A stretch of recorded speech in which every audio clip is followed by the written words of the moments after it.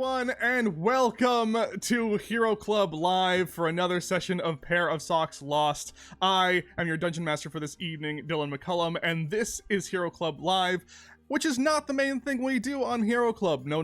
The main thing we do is our podcast, where we take our TTRPG sessions that we record live around the table, and we edit them down painstakingly, I might add, with sound effects and music into these tight, taut little audio anthologies that are so many different genres, and you can just start wherever you want, and let's just name them. Well, first off, we have a few Christmas seasons that I think are a delight. They're very short and fun to listen to. I would start there if you want to have a fun little Christmas jaunt with us.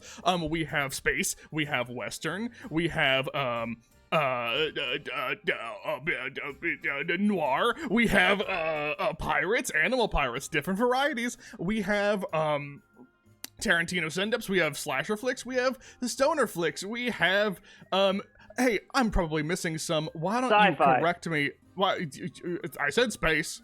That Tarantino counts. send-up. I said that too. You know what? Why don't you go and correct me in the comments by listening to every single one of them and tell me which ones I missed, and tell me, hey Dylan, you seem to miss this one a lot. Do you hate that one? The answer's probably maybe. Who knows?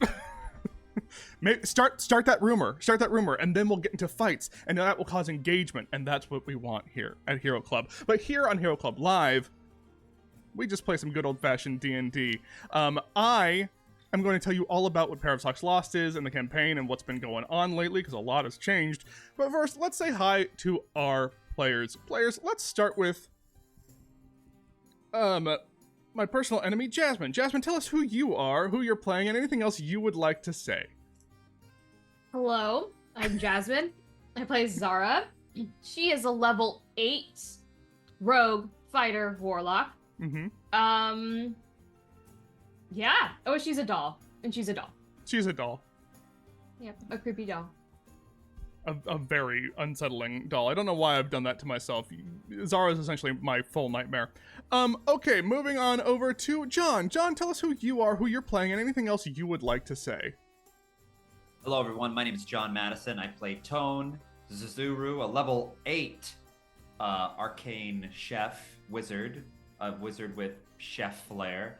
And today the two signs I'll teach you are Happy Hanukkah and Merry Christmas. Oh. Hanukkah is just like you take your the sign for 4, put them together, and then put them apart like this.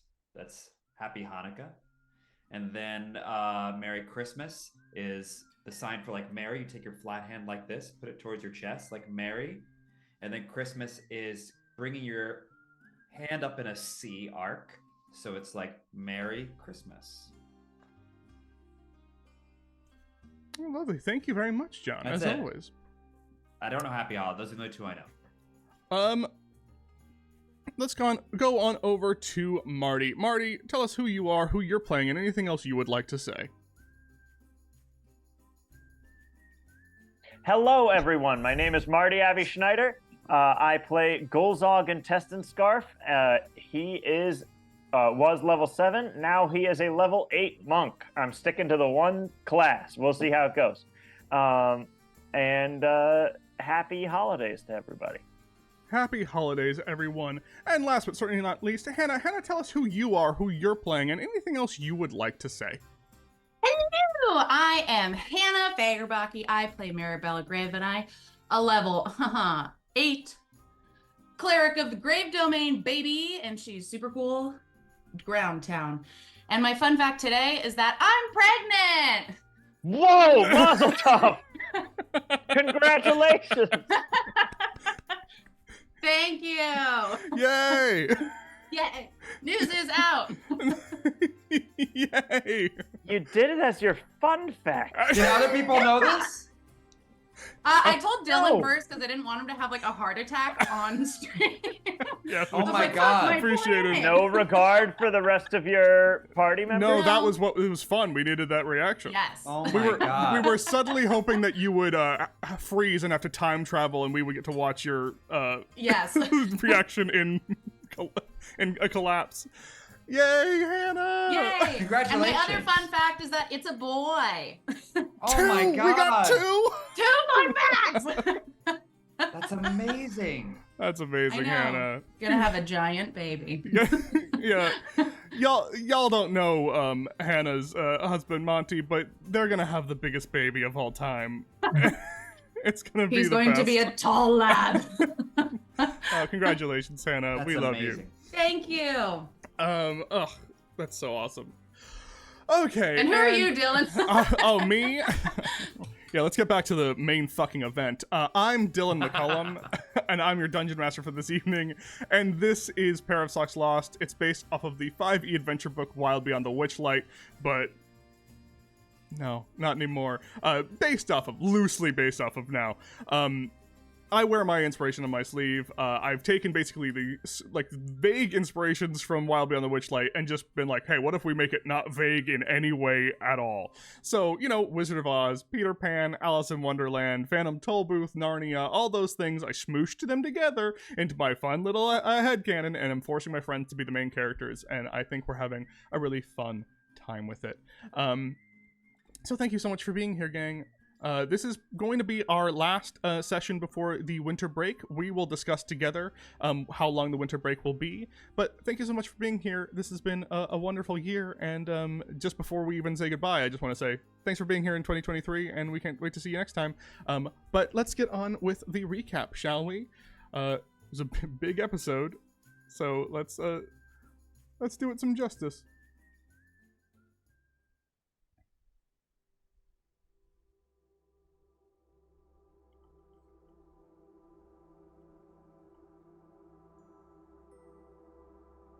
Last we left off, our party found themselves safe for the first time in a little while, making their way back to David's with information found in the vault beneath the Pillowfort prison, and with the Horn of the Alicorn, retrieved, some might say miraculously, or just another day in the life of one Griselda Calzini. On what would be her last day with the party for the foreseeable future. In Griselda's mind, she couldn't help but think of thoughts of betrayal. Not of any personal harm to her party, but nonetheless thinking of ways to sabotage them in small ways. Maybe turning them in. Maybe admitting what they'd done. Maybe the sabotage would be more subtle, convincing them to abandon all thoughts of finding their lost things and just staying where they are. Content, happy. There's no need to fight or do anything else. These arguments might have found purchase in her mind, and knowing her charisma and ability to sway people, they might have wormed their way into her friends' hearts and minds. That is, if Griselda Calzini wasn't the most headstrong pallet elf in the entire world. With multiple nat 20s, and if not a nat 20, I think it was around like a 31 wisdom save every single time. Those thoughts never penetrated far. She was aware. It was a result of her deal with one of the founders of Fable Rise, Razakar, the Playful Bite, worming its way into her mind, and she would not allow it. After having a lovely bout of girl talk with Marabella Graveneye, she got a message from an old friend, Mama Yaga, telling her that though she did not interfere directly, she was able to transport a little tiny dog to original owner, and that Griselda was wanted. Griselda learned that her smile had been used by the ruler of Yon, Old Dottie, this whole time. And that Old Dottie regretted what she had done.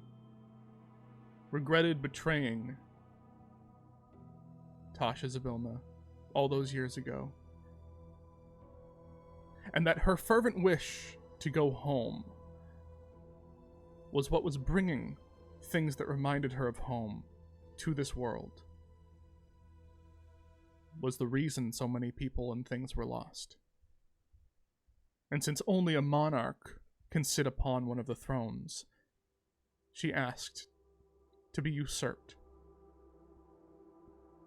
And so Griselda did. And now, Queen Griselda Calzini sits upon the throne in Yon, one of the 3 rulers of Prismere, so long as there are 3 to be had.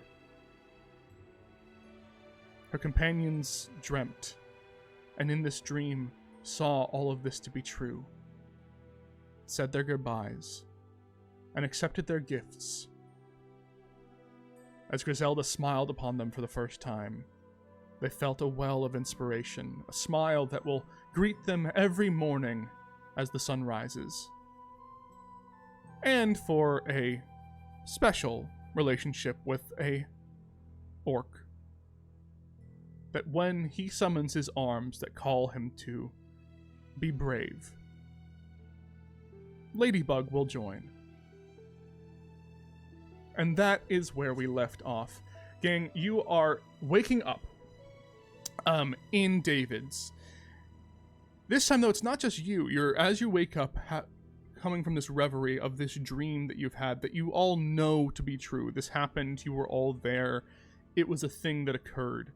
You hear the hustle and bustle of the fact that there are actually people in David's with you. The people that you freed from the prison with you are just kind of making their way around.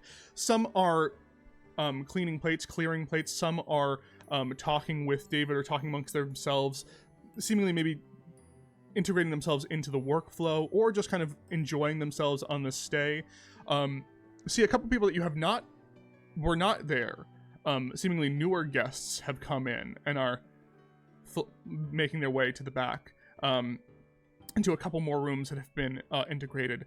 You see plates of just kind of like a continental breakfast. You know, pastries are around in the lobby. It's just kind of like a nice morning, and suddenly you're not just fully the only people here. But you wake up, it's a nice morning, in your individual rooms. Zara, you wake up on the shelf once again. What would you all like to do?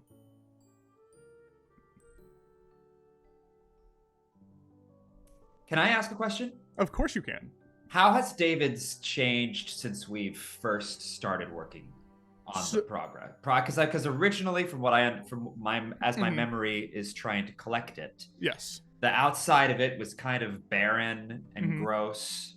Right. Kind of like an old rundown house. It's next to a really, really big apartment building that is like shit. It's kind of hard to find. Yes. But the inside of it was very warm and cozy. Not particularly like nice, but it's still clean and warm and cozy. Am I on track? The inside was rather nice. It wasn't, rich or extravagant, and especially in the same way that everything else in Fable Rise has been, because in Fable Rise it's been such like an Art Deco, wonderfully lavish way of decorating, that this has been very kind of homey, but it's been very lovely and nice. The way that it's been changed is that there have been substantial things changed to the outside, which you haven't fully seen yet because you haven't gone outside. Inside, fair. As rooms get added on, they seem to kind of branch off, almost like in like a maze-like structure, but it's not hard to get lost. It feels like it's kind of, you exit out and kind of just walk, and you feel yourself finding the lobby pretty quickly, but it kind of spiders out from a singular portion of the lobby. Every single room it's almost like a hallway, very similar to dorm hallways, where will be like room, common room, common room. It almost repeating itself in a pattern, Yeah. and then every so often it will branch off into like 4 different pathways to be almost magically like labyrinthian of room, common room, like this way. There's not enough rooms for it to be very apparent, but you can kind of tell that that's how this thing will kind of continue to grow. Okay. In an odd way. But everything's just very warm and nice. Like I said, kind of, it's very much a warm Gilmore Girls bed and breakfast vibe. That's my touchstone. Got it. I love that. Late season bed and breakfast Gilmore Girls, okay? That's a great inspiration. Autumnal, you know. Bless you. Thank you. Go ahead. Sorry, Golzog. No. Are you done doing what you want to do? Oh, well, no, I was just asking a question what our progress was. But so yeah. What like on fixing up the place? On David's, yeah. Okay. There is more outside, but we'll get there when you go outside. Okay. So, Dill, is Cara Maria still not hogtied, but like around? Like we have her somewhere, right? Yeah. So you have stationed like at the room, David kind of reluctantly in some ways kind of sat outside the door once you all went to bed. He was like, kind of said to you all, like, I'm not really into the idea of using this place as a prison. It was supposed to be but I understand what we're doing here just for tonight. We will deal with this in this way, but just so you know, I don't want that kind of reputation that we can just go around doing this to people. But if people are gonna stay in my rooms, they're not gonna be hogtied, unless they want to. I understand. What people do in their rooms on their own time, that's their own time, I made a deal to have the room soundproofed for a reason. Cool. So that was the conversation last night. I would like to this morning, John. I don't remember if you remember last week. I asked if you could come do detect thoughts with me, or if detect thoughts could be on the table. But yeah, I'd like to go talk to Cara Maria and smooth things over. Yeah, let's smooth things over. Okay, non-violently. Yeah, really smooth it over.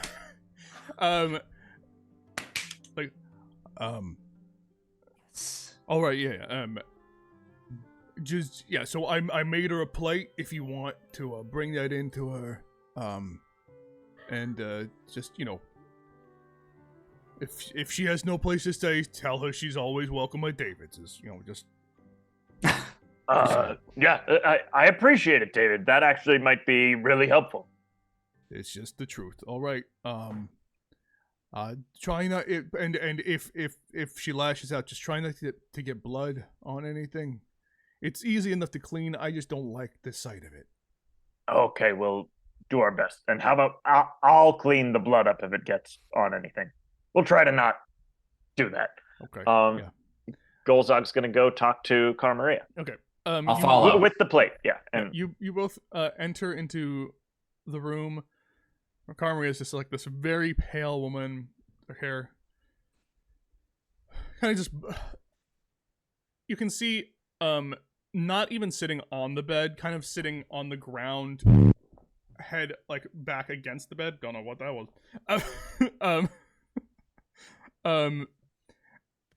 Just like kind of head against the bed, sitting on the ground, knees up. So is she untied? She's not untied. She still has her wrist bound. Okay, cool.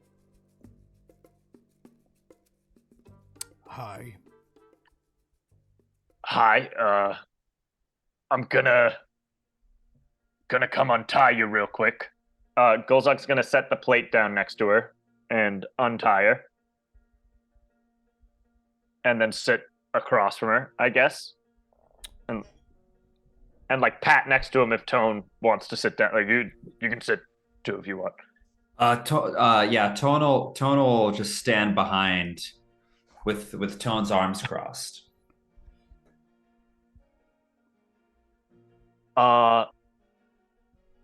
Hey, sorry we had to get you tied up overnight. I hope you understand. Yeah, sure. I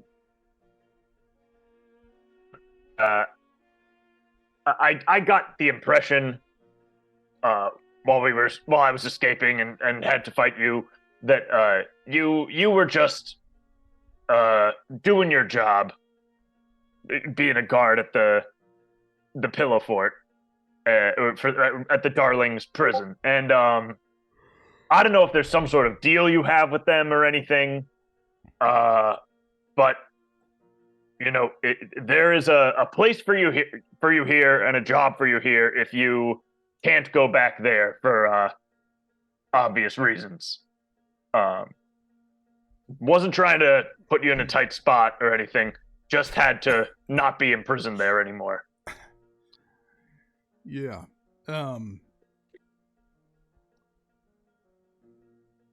Make a persuasion check, and you're helping Tom. So with advantage. I'll help. All right. I'll say, can I get you some? Wait a minute. Why am I using that voice? I'll say, can I get you some water? She looks up at you, like hair disheveled. Sure, yeah. 21, by the way. 21. Persuasion. Give us more.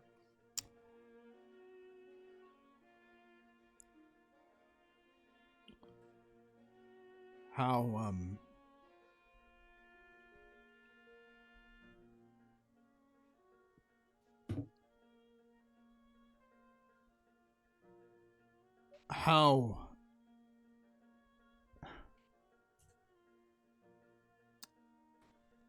what's the story? What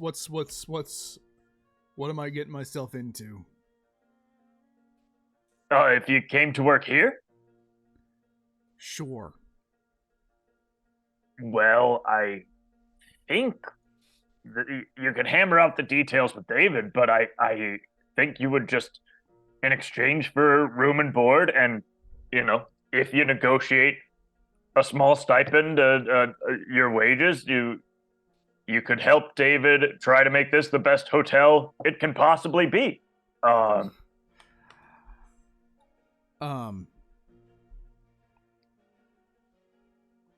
Look, it may be with the best of intentions, and I'm not against it, but you're essentially asking me to join a different... Well, hey, how about this? I don't need you to join us at all. I just need to be assured and to feel assured that if we let you go, you're not going to go straight back to the Darlings and inform on us or do anything to undermine the safety of myself or David's or the rest of the staff or the building. Look, do you have a plan at all to take down the Darlings?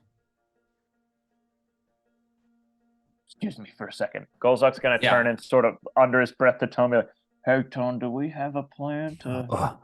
we got a plan. To take down the Darlings? Yeah, say yes. Golzok turns back to her. Yes. Make a deception check with advantage. You were very clearly just helped. Great. You all saw it.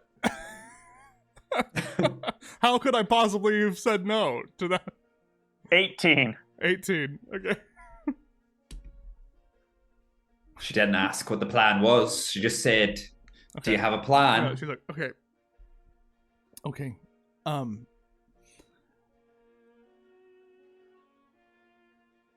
You have to understand something.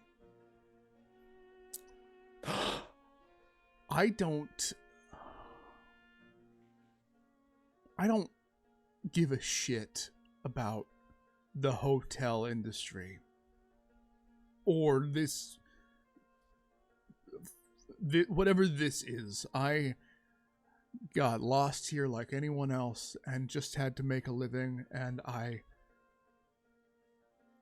fight like anyone, and I've no fighting, and I know that, and I did it. This guy, this human, is crazy, okay? He has outsmarted Fiend, Fae. He hasn't had himself insulated, and I barely even understand why.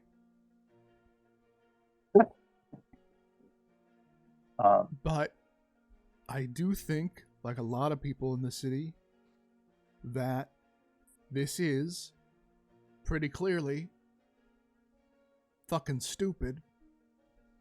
So if you have a plan, and if you were able to get one over on him by breaking out of the Pillow Fort,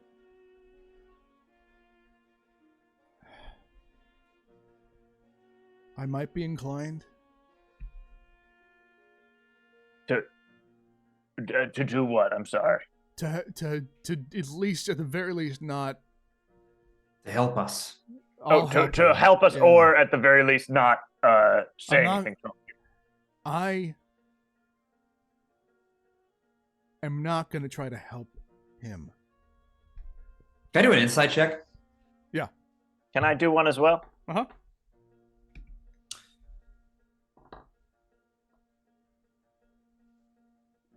Sorry, my app is loading. Mine's a 12. Mine is I should have just gotten a D20. Mine is going to be oh my God, a 19. 19. Okay.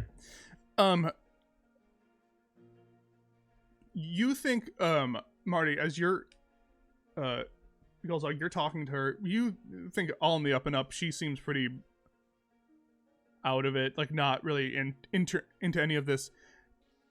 Tone, you can tell she's telling the truth. She's not going to go inform on you. She does seem like she doesn't give a shit. There is something she's holding back, though. Okay. Like, she's not telling you everything. There's something she's skirting around. Okay.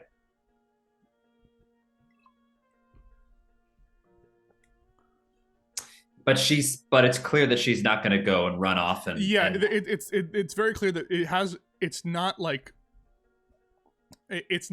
she's skirting around something and it's going to betray you. It's just like she's on your side, but there's something she's not saying. Okay. Listen. I know you're not giving us the whole truth, okay? And I think it would be better if we learn to trust each other, despite circumstances that brought you here. I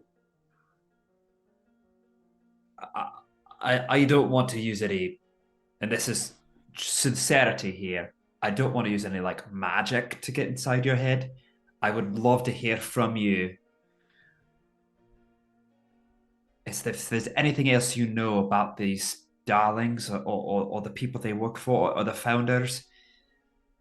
We just want to help this city, and we want to be able to save it from itself, and possibly, just we want to be able to save this city and make it better. Make a persuasion check.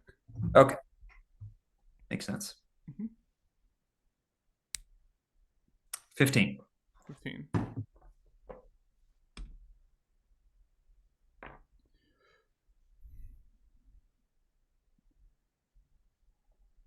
Okay.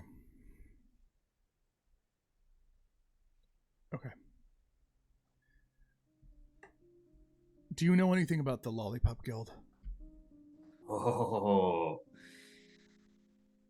About three things. Yeah. About three things. And I know they hate the darlings.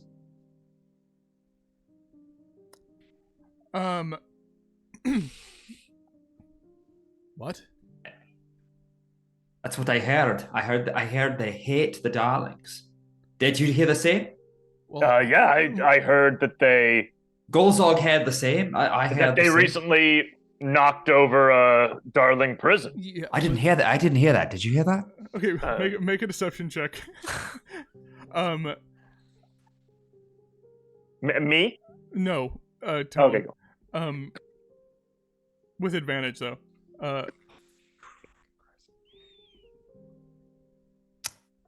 14. Not great. No, Karma just kind of stops. It's just... Okay, something's going on here, because that was what was weird to me. I heard that. That was what. See, I thought for a second, until I started seeing you up close and how you're dealing with me, that maybe you were a part of the Lollipop Guild, because it didn't make any sense to me that the Lollipop Guild knocked over one of their places, but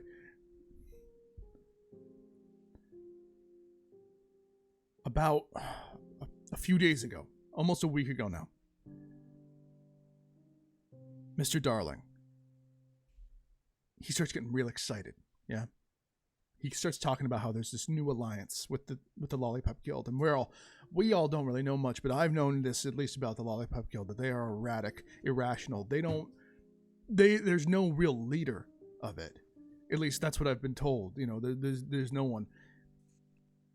And she keeps like looking at you, like kind of clear, like that she doesn't know why. It feels like she kind of can tell that you lied about something just now. What? Like she's not saying it. She just like keeps glancing at you. But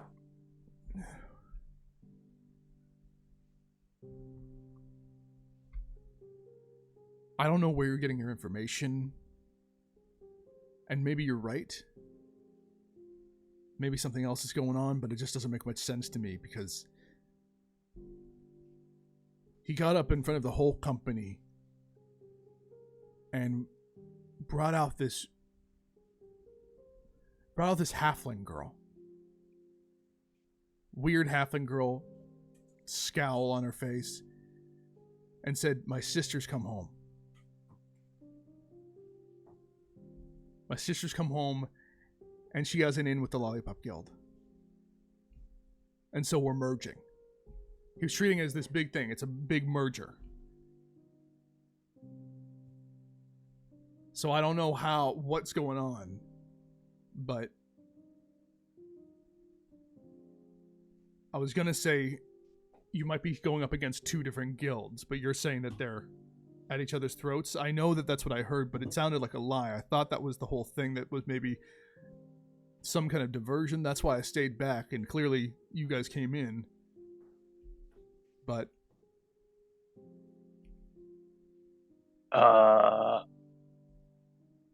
Scowly could you describe the Scowly halfling a little bit more? I don't know. She was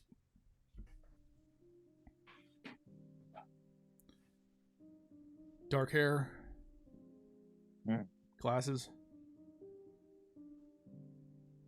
Hey, Tone. It's Scowly, but the thing is, she had a pretty light demeanor about her. No. Like she actually seemed pretty sad, but happy to be with. They didn't look anything alike, but he kept saying that this is my sister. She's back. And how long ago was this? Like about a week ago or something. Huh. Which is why the news, unless they were really playing us, but my point is just that I don't know if you really understand what you're getting yourselves into. Did this person, this halfling, did they look like they had just moved to Fablerise? Like they hadn't lived here before? Well, yeah, none of us had seen her before, but that was kind of the point. He said that like she was lost and now she's found. The prodigal sister has returned or whatever. What did she say he speaks in a whole bunch of bullshit. What did she say her name was? Wendy.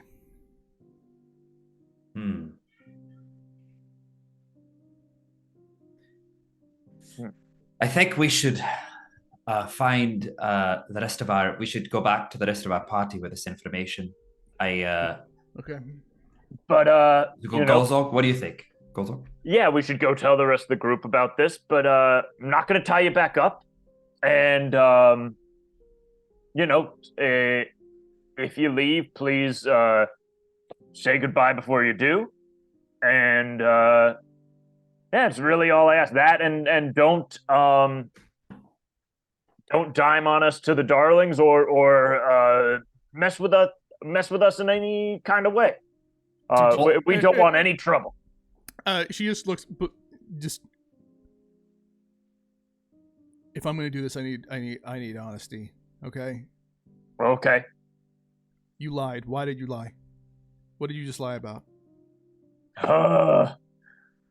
You lied, okay. You lied about something I need to know. Otherwise, I walk. While I was getting broken out of prison, we planted a Lollipop Guild calling card at the scene, and you're the only person who saw us, who lived. So yeah. Okay. Why? Framed the Lollipop Guild and So, but why did you think to do that? What are your dealings with the Lollipop Guild? They've tried to kill us a couple of times. Okay. Because we're fucking crazy.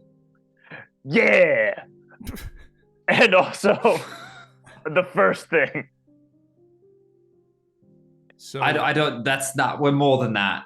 We're not crazy. I don't know what. I wanted to look cool. And also, let me ask you this, because maybe there's something I can help with. Did you have any sort of deal with the Darlings, or any sort of deal that was in the Darlings' vault during your employment? No.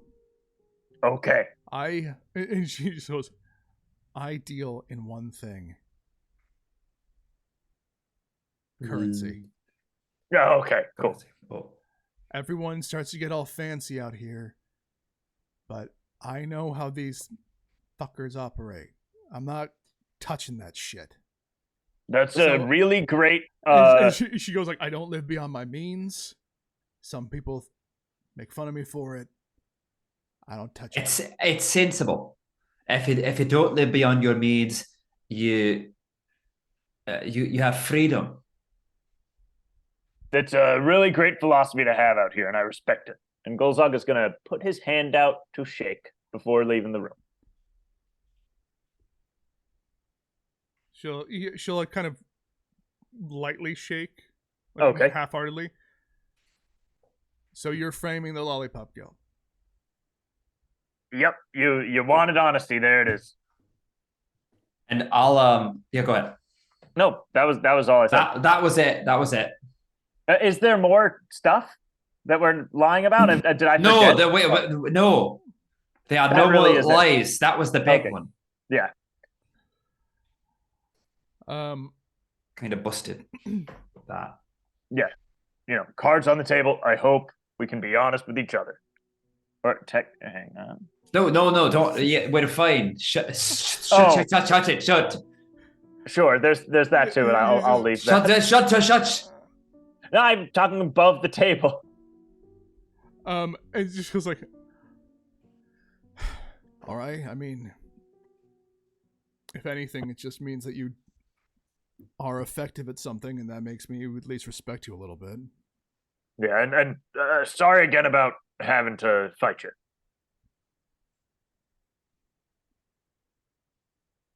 Yeah. And I don't know how you feel about this, but do you know of any good places in Fablerise to get coffee? You seem like you've been in Fablerise for a while. Like any good cafes with a view? Make a persuasion check with disadvantage. Okay. All right, that's fair. Fair enough. 11. 11.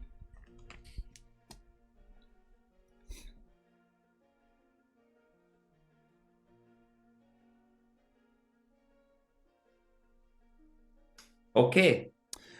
You just see her mulling over something, and she goes,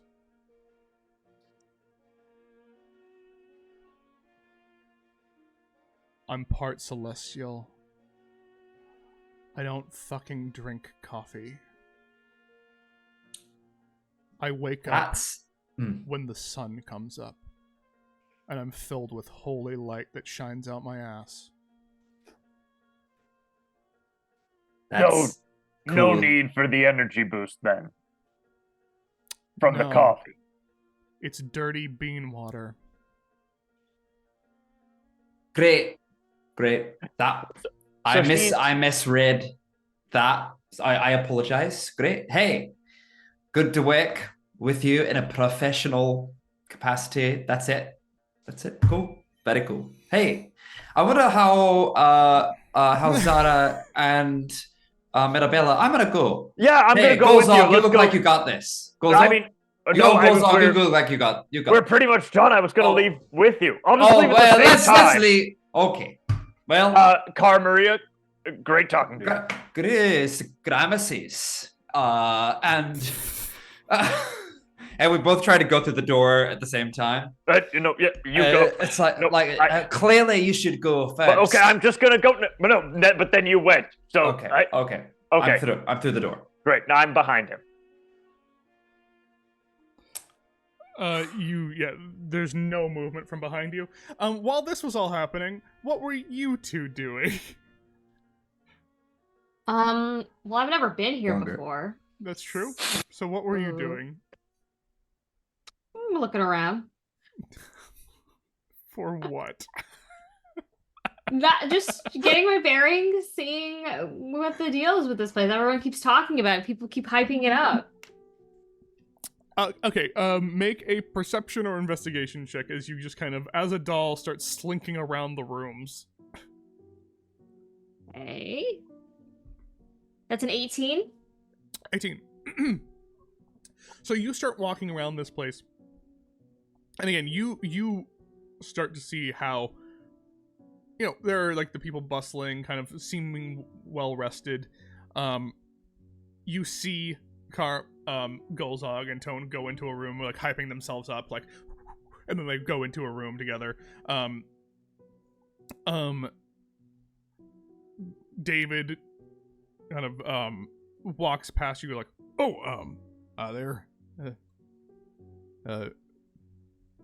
walks past you to go back into the lobby.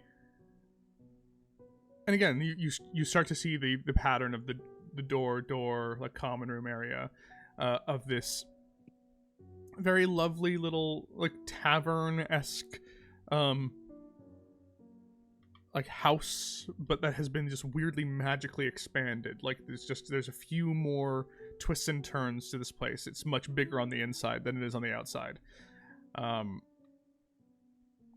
Every room has a number, and yeah, that's what you're seeing at the moment. And you were assigned one, but you just decided to sleep on the shelf. Can I roll an insight on David? Was he scared of me when he passed by? Like, was that scared? Roll or an was insight that check. like okay? Roll an insight check, yeah. Dirty 20. Terrified of you. All right. Doesn't really, like, you're new to him too. Like, the other ones were like there for him, and they vouch for you, obviously, but he's just like, I think kind of like got used to you being like a still doll on a shelf, and now he's just like seeing you slowly slink through his place. Very scared.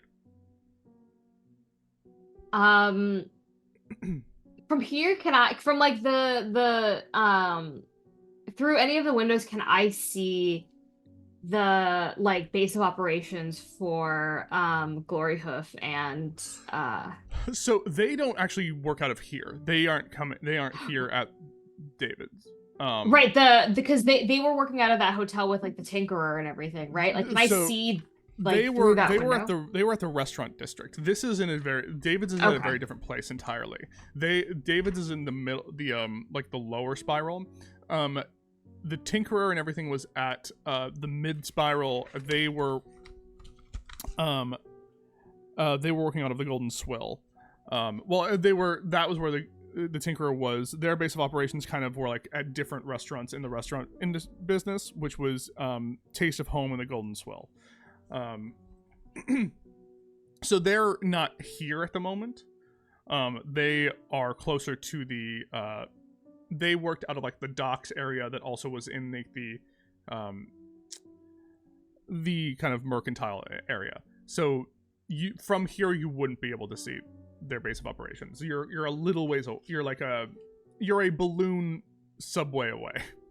Okay. And the cat is the leader of the Lollipop Guild, right? Or just yeah. The cat is you can always ask him, but the cat, from everything you've heard and know about what the cat has said, the cat basically acts as though the cat is like the patron,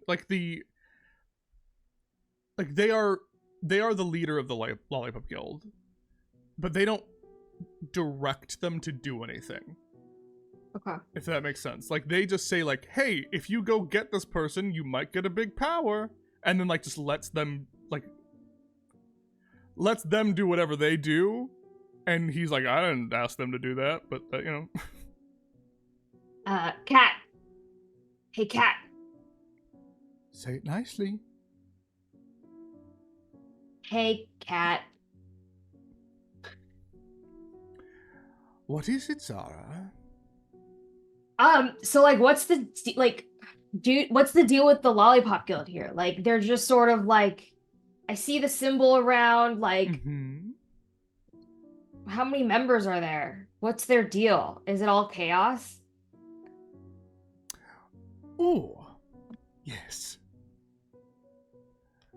You just like feel like a paw, like you see like there's like a runner rug on the ground, and you just see like just a pair of paws starting to like to make biscuits on the ground in front of you, while like two eyes follow you.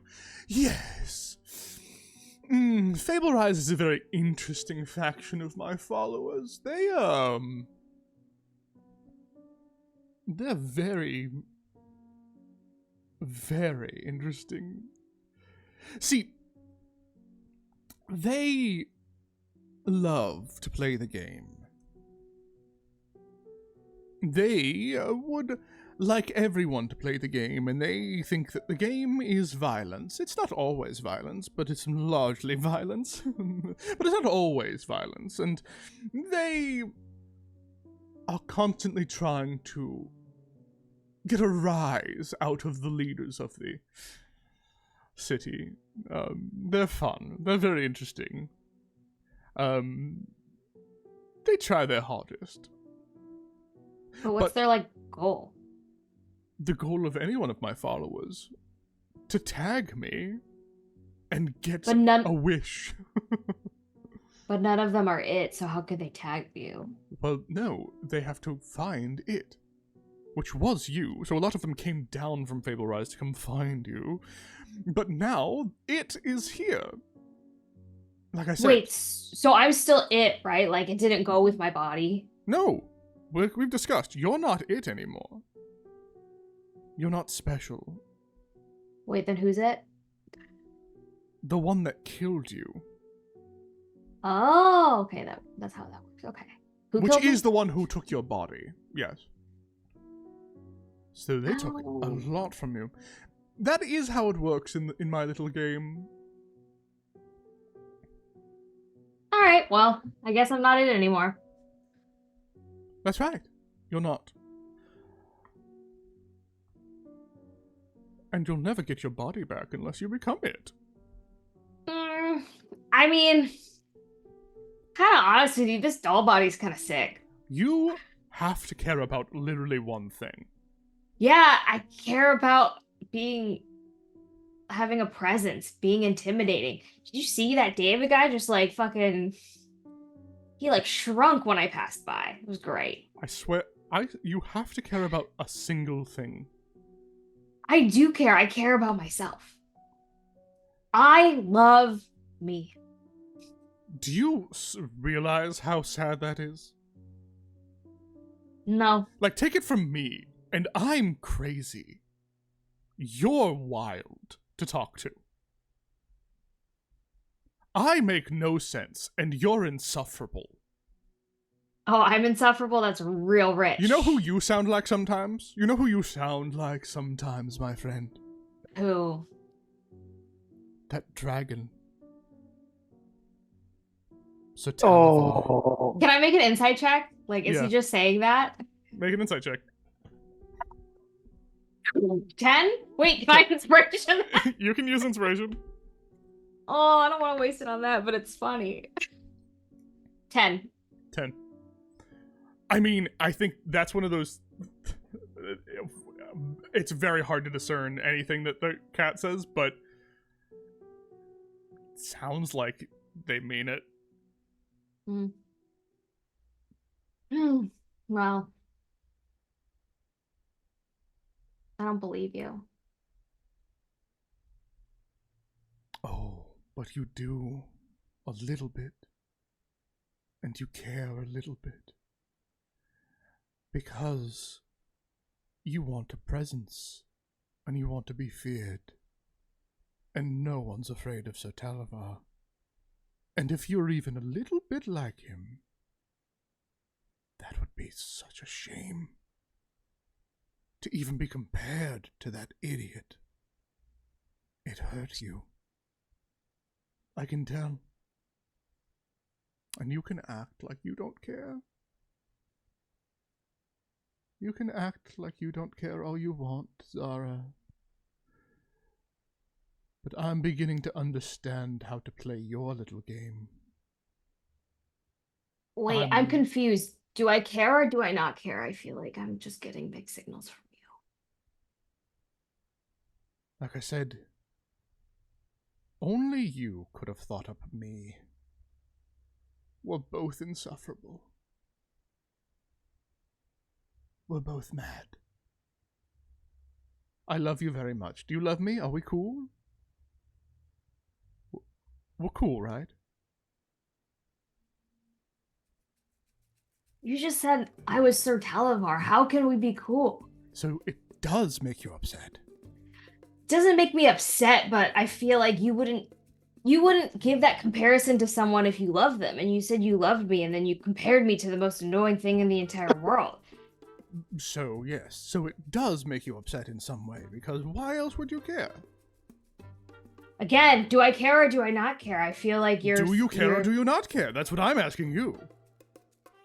I don't know, you have such a good read on me. Why don't you tell me? I don't know. Do you even have a good read on yourself at this point, Zara? Do you even know what you feel? Yes, I feel that... And like Zara thinks about it and she's like, oh wait, are you a cult leader?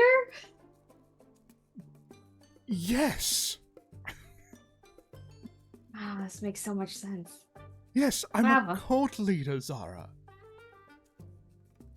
How did you get to do that? That's what's interesting you. Yeah, it's kind of cool. What I did, Zara, was I found out the thing that people wanted. And then I offered it to them.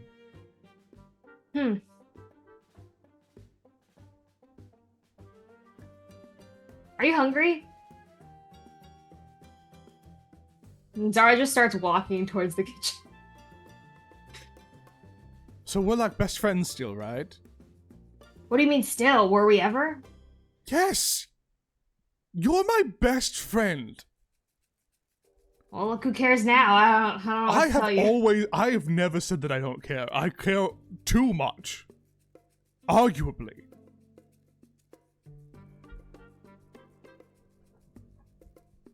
Pads forward.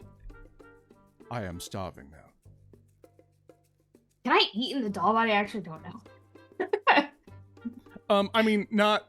It's No, not really. not really. Like you do, but it doesn't have the same feeling.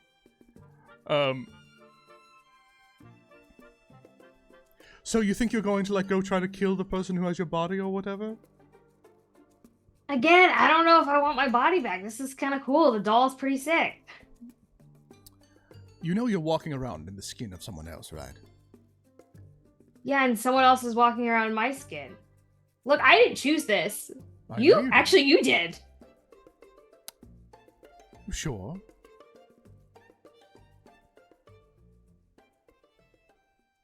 What do you want me to do? I want you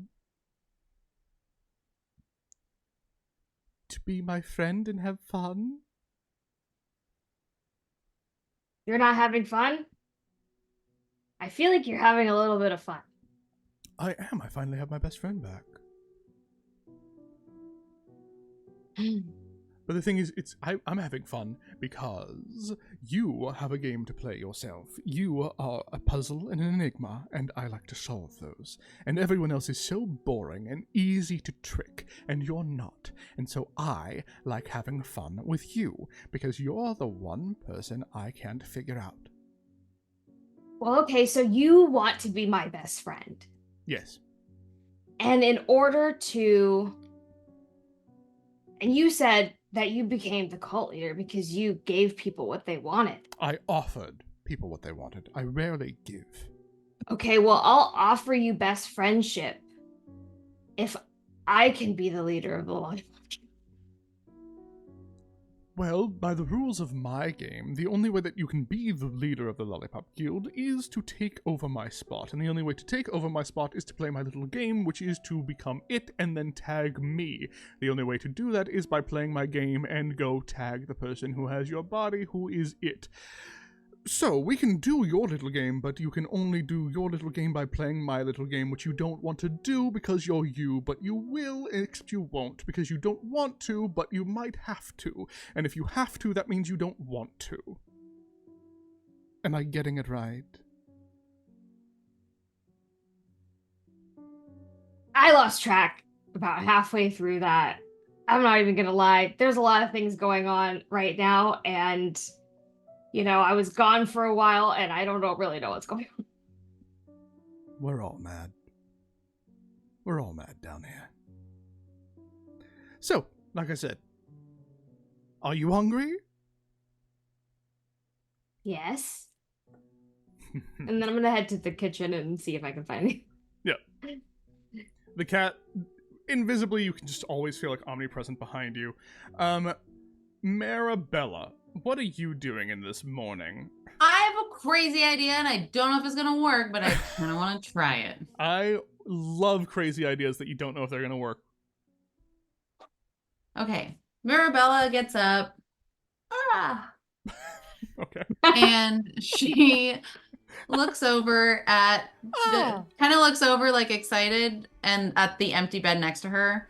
Yeah. And then she kind of remembers that Griselda's not there anymore, and she looks at the little like pile of probably nice blankets on the floor that would have been ladybugs. And then she's just kind of like thinking about everything, reflecting.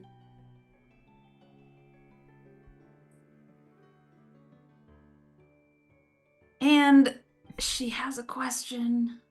Mm-hmm. And she wants to try to get an answer. Mm-hmm. So her body kind of starts to ream with this purple light as she casts divination. Mm-hmm. Yes. So I don't know what god or god's servant I come into contact with. I'm assuming it's mine. It would be yours. Okay. It would be yours, yeah. So I can ask a single question. And I don't know if this will count. Mm-hmm. But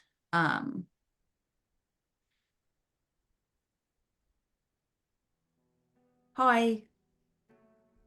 Clap for nice to see you again.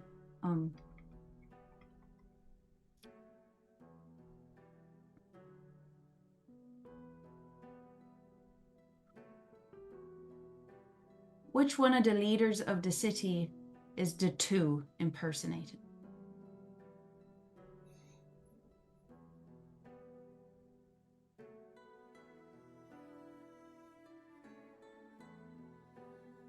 Okay.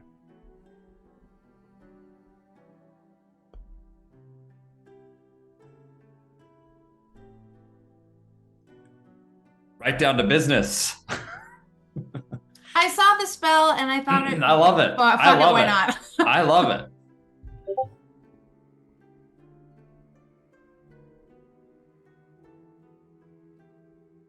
Okay. The reply might be, okay. Short phrase, a cryptic rhyme, or an omen. You bet your ass it's not going to be a short phrase. What was the one on the like fucking carousel? Weren't those full of phrases? That would make. Oh, those were like rhymes. So just so those know, for divination, I have to answer the question truthfully, but I can also do it in a annoying way. But would Kellenborg do that? Well, we have established that the connection here is spotty between gods and their. Oh, that is very people. true. But That's very, very it true. will be, but it has to be truthful, and it's not going to be like a bullshit answer. It will be a big clue. But let me just kind of make sure I get this right. Yeah. No, it's like probably a spoiler, and we'd find it out anyway. But Oh yeah, no, of help us course. in This the is long this is run. fucking great. I love this. Genuinely. Never know.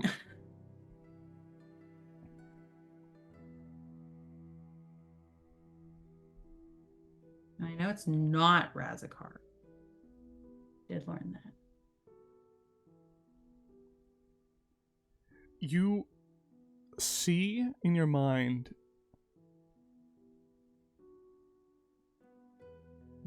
bricks being laid one by one.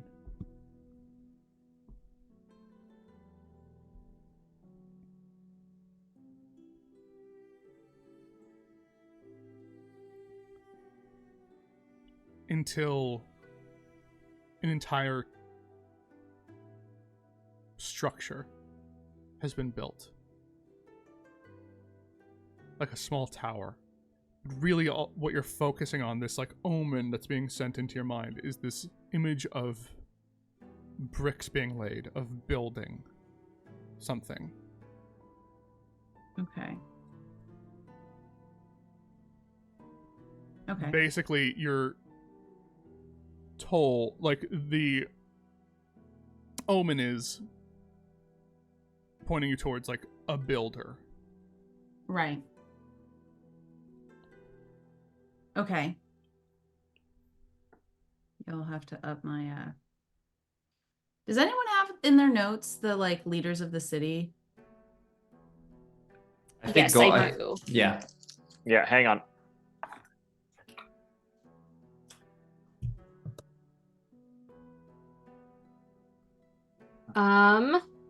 Do you need the names? Sure, or just like what they do, or All right, where is... Okay. find Razakar. One of the statues is a beautiful androgynous fae with feathers and a low-cut suit and big updo hair. Another is a fiend or devil of some kind. That one we now know as Razakar. Okay. Two unassuming twin brothers bespectacled in tweed suits. Humphrey the Unbroken, Eggman a la Humpty Dumpty. He's the guy who we have Had stuff in the vault. had stuff in the vault. Mhm. A kobold with a cool gadgety helmet posed proudly. That was everything that I wrote down. So I don't. If there's more, then There were also the brothers. Who was it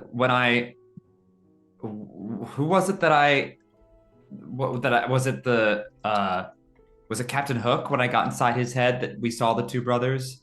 Or was it what you saw, The two darlings. you saw that there were you saw the darlings in his head, but what you did find were on the papers. If you remember, you saw when you were speed reading, you noticed a discrepancy where instead, like, where you noticed that Humphrey owed the Darling family like an IOU, like owed them, but there were some of them that were written out by the two brothers. Got it. Okay. I see. As if to insinuate that They two brothers were. They're not in their it doesn't seem like they're. It would insinuate, because you rolled higher in your insight, it would insinuate that they're not in debt to him, that they're working with him. Yeah. Yeah. Okay. And you were only able to tell that there was like a minor discrepancy, and that was true on like a couple of them because of speed ring and like a really good roll. Right. But yeah, you get the omen of like the builder, basically. Okay. Gotcha. Okay. Okay.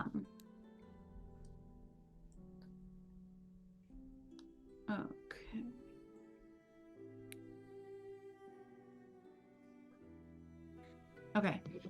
You can't use speak with dead on the same corpse. Is it a one and done? There's a grace period. I believe it's like 10 days between castings of Gotcha. Speak with Dead on the same corpse. Gotcha. Okay. Cool. But they. Yeah, the spell have fails to if the have- corpse was the target of the spell within the last 10 days. Gotcha. Okay.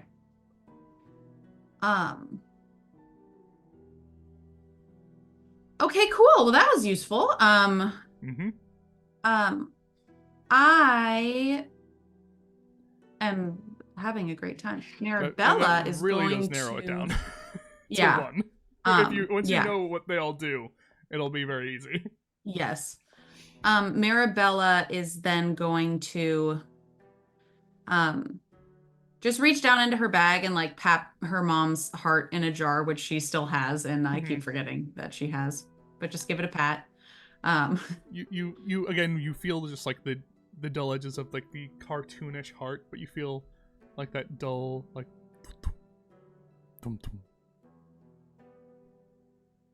Can I make an insight check? Did I and this is solely I think for Hannah, because I think I got the heart a while ago.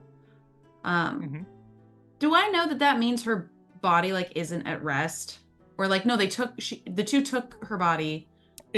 What it all meant was essentially that she in your customs wasn't like put to rest in the right way. Right. That like it's not like they're walking around. The two isn't walking around with your mother's body or corpse. They just know your mom's face. Right. Exactly. And so and it's then like, what's the memory of your mom is essentially out there when it shouldn't be. Gotcha. And then what's the benefit? And also, keeping your mom's heart is with you. So like that was part of what didn't get put to rest correctly. Mm-hmm. And what's the benefit? And what's the benefit of keeping the heart? Like, did I get a goal for that? There wasn't necessarily a goal with the heart that you know of, but it's more just like that is your mother's, and yeah, and it was being used as like an energy source and could have potentially burned out. Who knows what can be done with it? Right. That's one of those things where it's like, yeah, you're not sure what to do with it exactly, but there's no specific goal with it. Can I do some kind of check on it? I'm guessing it would be fucking Arcana, which I don't want it to be, but yeah, it would be Arcana or Medicine, sadly. Oh, I would love it to be Medicine. Sure, go ahead. Would love a good Medicine check. Oh, I really wish myself luck on this. And I'm gonna guidance.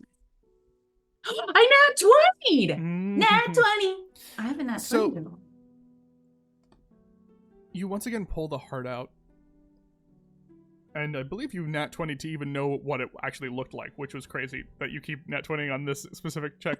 You look at the heart and you know that it is magically beating, right? There's no reason for it to be beating like this. It's out of your mom's body. Your mother was dead long ago. She's still back home, buried. Like, her body's not been going around. That was part of the thing that was always caused, that slowly your memories have been coming back to you. And I think in this moment that you're looking at the heart with that nat 20,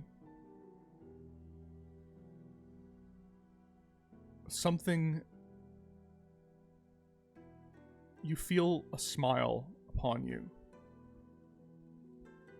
It's like part of this world is breaking and leaking out, and everything's a little bit easier. And you start to remember clearer what you saw. That thing that your mind just couldn't fully put together or piece together. The memory of your mother's face is hard to place because it was taken from you. It was lost, stolen. And you had bits and pieces in dreams as you're looking at this heart again, knowing what you're looking at is an illusion. It's not real, but it's beating, and it shouldn't be beating. And as you sit in your room in David's, almost in that state of communing with your God, it's like a dam breaks. And you see yourself remembering the dreams of walking through the graveyard with the blood-red cards, and now you're seeing it. You as a child. Coming back after the carnival, after losing your wallet, something innocuous. You remember coming back to the graveyard and seeing swaths of mourners lying dead on the ground. Blood staining the grass around gravestones. You remember seeing unearthed corpses laid to rest, starting to decompose by your father, and yet their bodies unearthed, and hearts, like the hearts you're seeing, taken out, and all of them beating like this one, magically. It shouldn't be like this. And you remember the thing oh so long ago that made your mind unable to put two and two together. You remember your mom, standing over your mom, tearing her heart out, looking at you in a brief moment, and running away.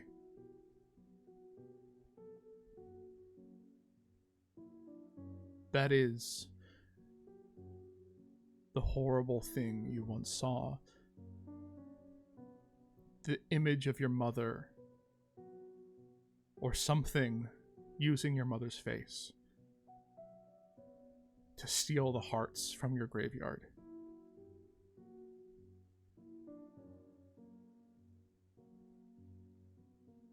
And still your mother's face is fuzzy, almost like a filters on it, like it's blurred.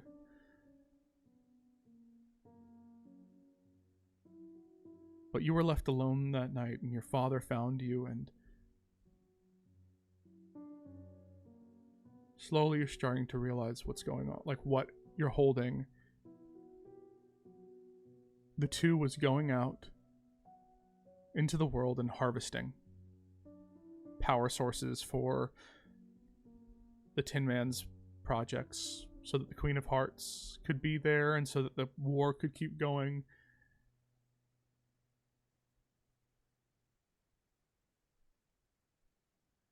And was using your mom's face to do it.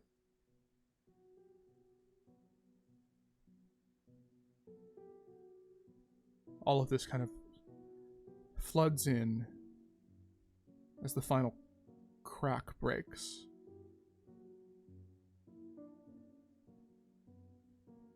And the memories start to become clear in your head.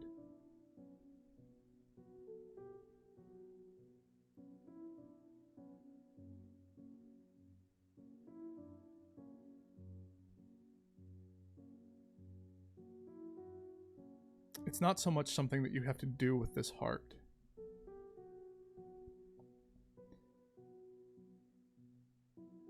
as it is this memory can maybe be put to rest. And also knowing why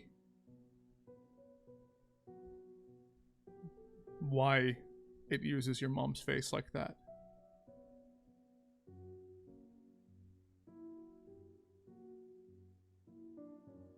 And also why after all these years your mom's heart is still here and not used up. So with a nat 20, you'll get all that. Maribel is like very shaken up by this, obviously, as that comes flooding back into her. And she knows, like, the end goal, she wants to put this heart back in her mom's grave. That's where she wants to put this heart.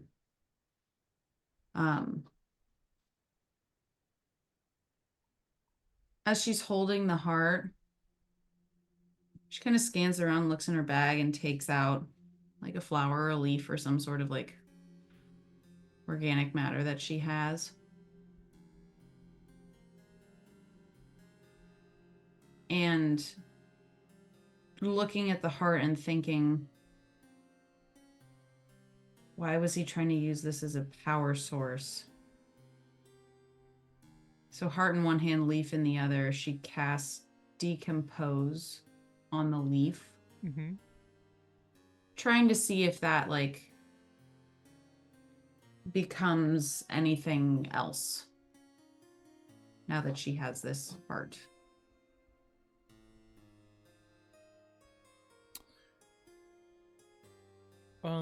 Yeah.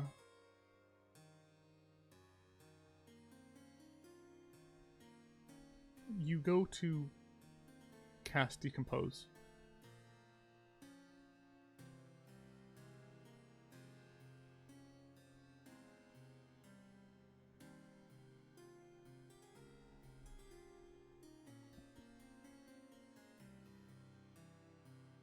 And you can kind of feel the leaf just kind of turn away to dust. And then in your other hand, you just feel tum tum, tum tum. The heart like rush faster.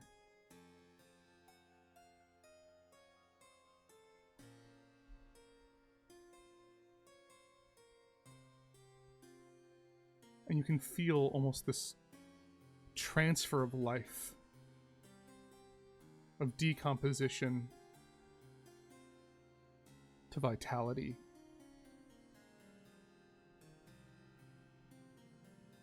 Almost that you used to be able to just do one or the other, but now it's like you caused like a surge of natural healing to just kind of pulse through. Make the heart beat faster.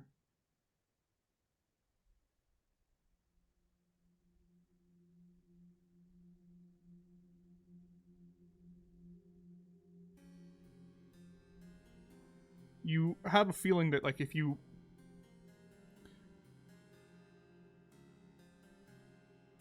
that through like decomposition you're able to not like the cantrip doesn't upgrade or anything like that, but you have access to more powerful things, such as, you know, close wounds, but also you have just in general more of an understanding of the like cycle of life and death of this world. That like it's so Looney Tunes and like stupid and crazy and weird, but it's an almost sobering reminder of like everything dies. Everything. Like no matter how big. And in a moment, you also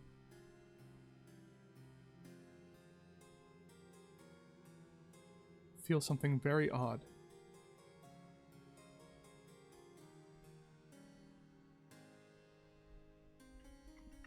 you feel pretty certain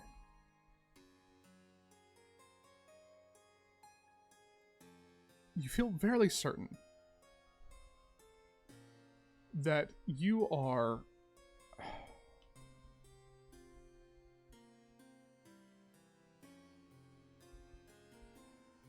able to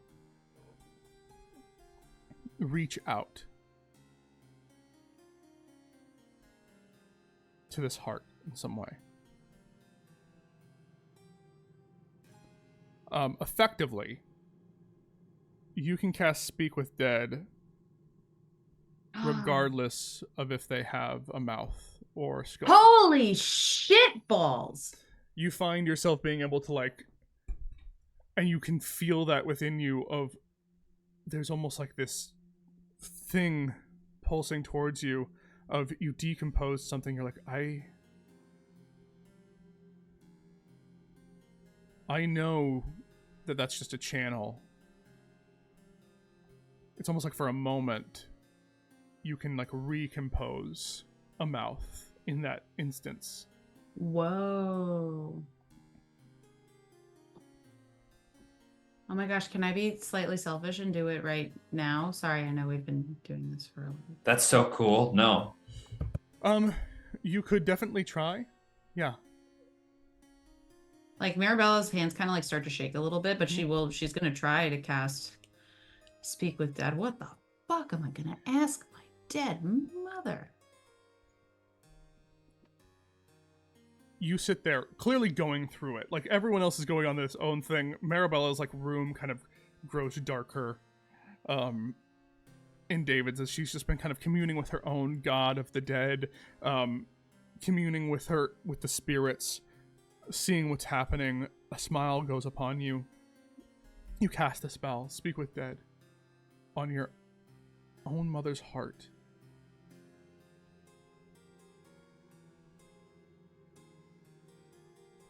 And you see in front of you, you're not able to see anything, really. It's just kind of in your mind. You close your eyes and you feel a connection reaching out to you.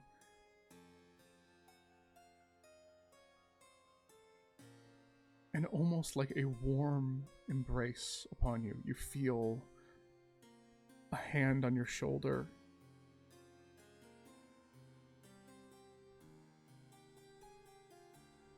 Do you have your questions?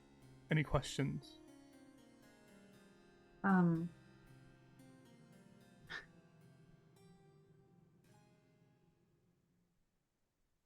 Mom.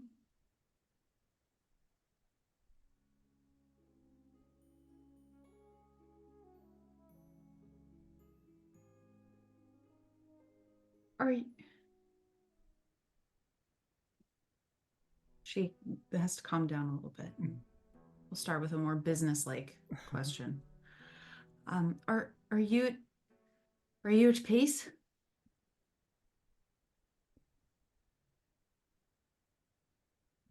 You've spoken with the dead many times, and you know that in some ways there's a coldness to the spell itself. They don't always have their personalities with them. And you know that there's an answer coming. You're bracing yourself for whatever kind of coldness is about to come out of your mother's mouth, realizing in this moment that you haven't heard or maybe even remember your mother's name in years. Like, not even name, not name, voice, the way it sounds. And maybe name. And in this moment, heartbreakingly,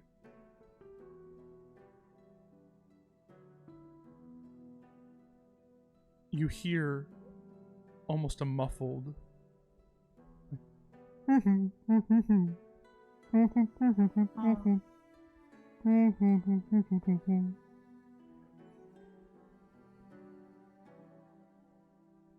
like a Charlie Brown adult-esque voice coming through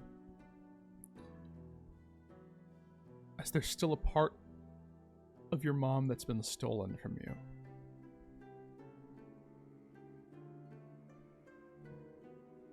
But she's there, and she's answering.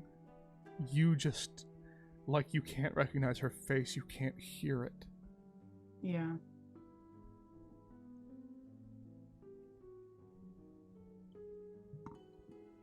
Mom, I can't really hear you.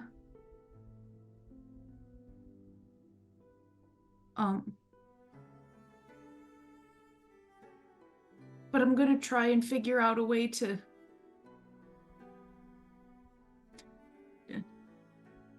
hear you.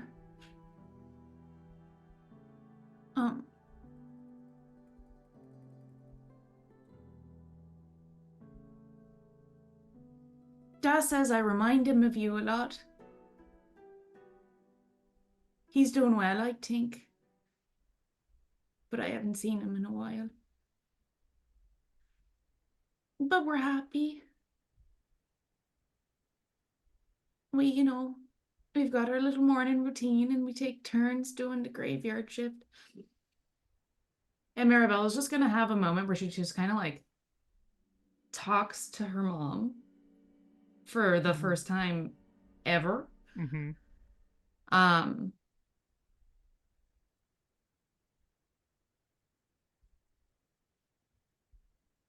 And tells her like what their day-to-day is like and kind of a little bit of their journey here so far. And I met Lemvor, he's really nice.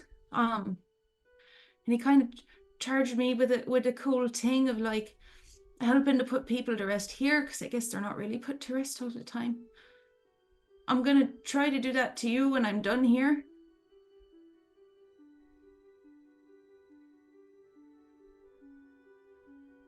Are you proud of me?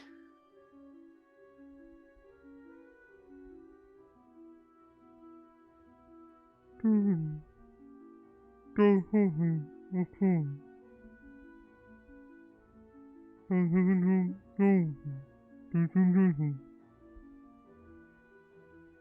I insight check that? You can. Okay. Let's see. Oh, good. 23.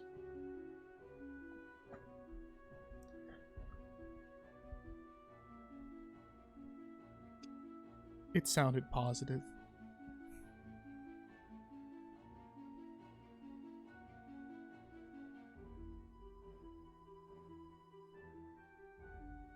I'm sorry I lost my wallet.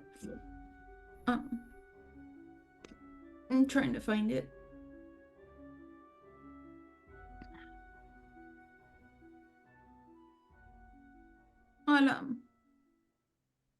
I know I can't hear you, so I won't keep you for much longer, but it was nice to meet you. I love you.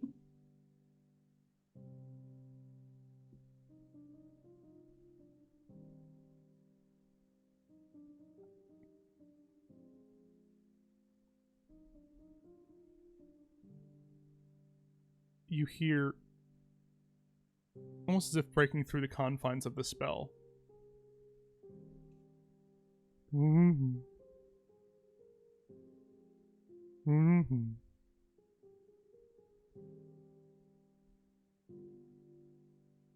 as it ends.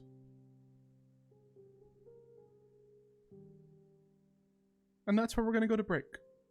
We'll be back, and good. we will Oh, join God. everyone back outside their rooms, and maybe at breakfast, where everyone can talk and discuss what the hell is going on. Thank you so much. We'll be back in like 5 to 8 minutes. Stretch, get a snack, get some water, and we'll see you then. Bye-bye for now. Oof.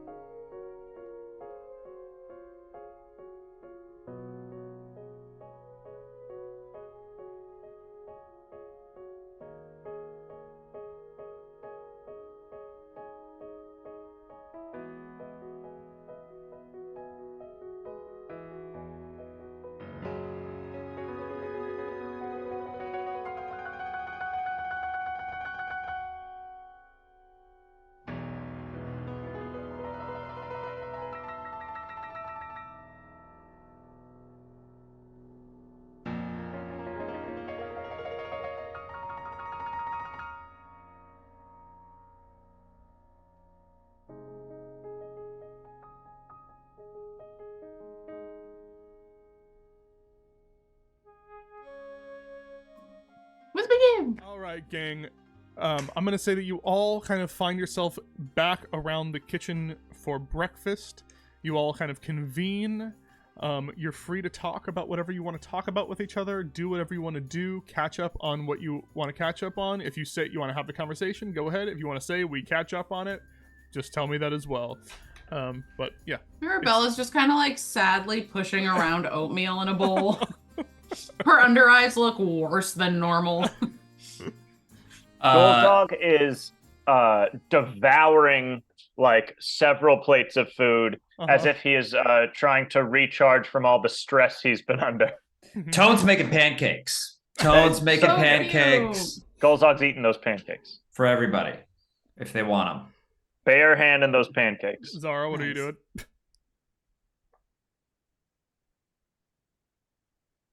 You're muted. You're muted. Oh, also eating. Also eating. Okay. I'm also apparently the cameras are a little doubled up. How does this keep happening to me? Oh That'll God. be Tone. I didn't even do anything. No, and no one's That left was for that was this my one. fault. Probably. Did you leave and come back? Maybe. Okay. Well, I think when you turn your camera off during the break too, it like reorganizes. Yeah, I as think well. that might be what happened. oh, okay. Understood. Okay. I'll thank you. Well, it says yeah. Okay. You're all good. Great.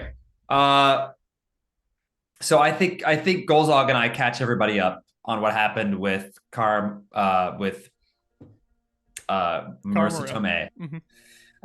Cara Maria, and I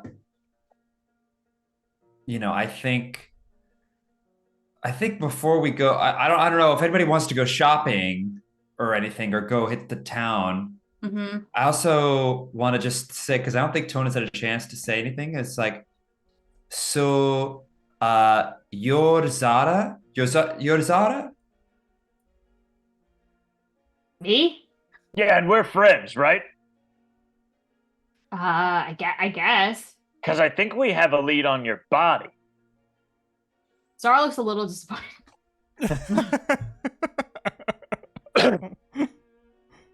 Oh, cool. But if you prefer this body for some reason, we totally accept it. I mean, I guess I should probably go track it down because I'll probably be blamed for stuff that I didn't do. But Okay. yeah, But I'm Tone, I totally agree about shopping. I think that's a great idea.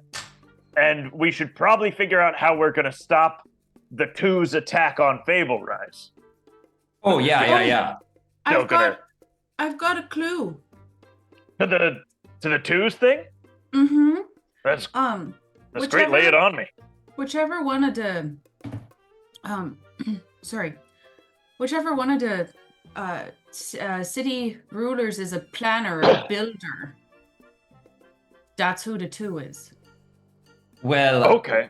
I know one person who probably is very knowledgeable on all of the founders of Fable Rise. The robot guy. That's right, the robot guy.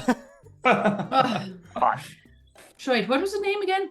Are you all talking about Humphrey? Maurice? I thought it was Humphrey. Manfred. Hang No, on. I don't think. Manfred. It was Manfred. Manfred. It was Manfred. Manfred. Mhm. Manfred. Well, we can ask him on the way to the shops. That's right. We got gold burning a hole in our pockets, and oh yeah, I did want to do one thing as sort of a day 2. I guess it's day 2, day 3 gift for David's. I don't know how this will work out, Okay. but I would like to take all of the pieces of the pillow golem that we found and make them and use the fabricate spell to make them into really, really beautiful floor pillows that people can use and sit and play board games on if they want. Aw. But again, it's important to note that Fabricate cannot make magic items, so this hopefully in no way will bite me in the ass or anyone playing board games. But that's That's what I would like to do. Well, it's just Fabricate cannot make also- magic. It can't make magic items, so they're just not magic. That's all. They're right. They're Did just they're pillows. We did But not they might reference already this be magic. specifically last session. Can we retcon that Griselda, before she left, made the giant tree happen that we got the permit for? It's beginning. Yeah. Yes, no, it's Yeah. not a giant yet, but that has been planted and is growing. Right? Yes. We that was. I said that like the landscape stuff. Basically, that was like her boon. Was that it for sure happened. I mean, I also have a little something that could speed things along if we wanted to, Hmm. Oh, great. What is that? but we also could save it. What is it? I don't remember what the thing is. It was a Plant growth? coin I found like a month ago that if you place it on the ground will grow instantly a 60-foot tree. No, Whoa. it doesn't need to be 60 feet. It needs to be hundreds and hundreds of feet spanning the whole city. Well, I don't. Well, listen, that's just what I got. That's what I got. You want to wait for Griselda? Save it. All right, great. We'll save it.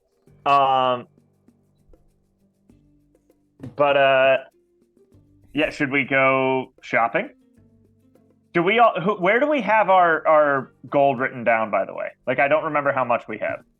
I know it's roughly 500 gold. I think it is 500 gold, but I think it was like five, I somewhere don't between have it five written to five to. I thought it was 500 gold.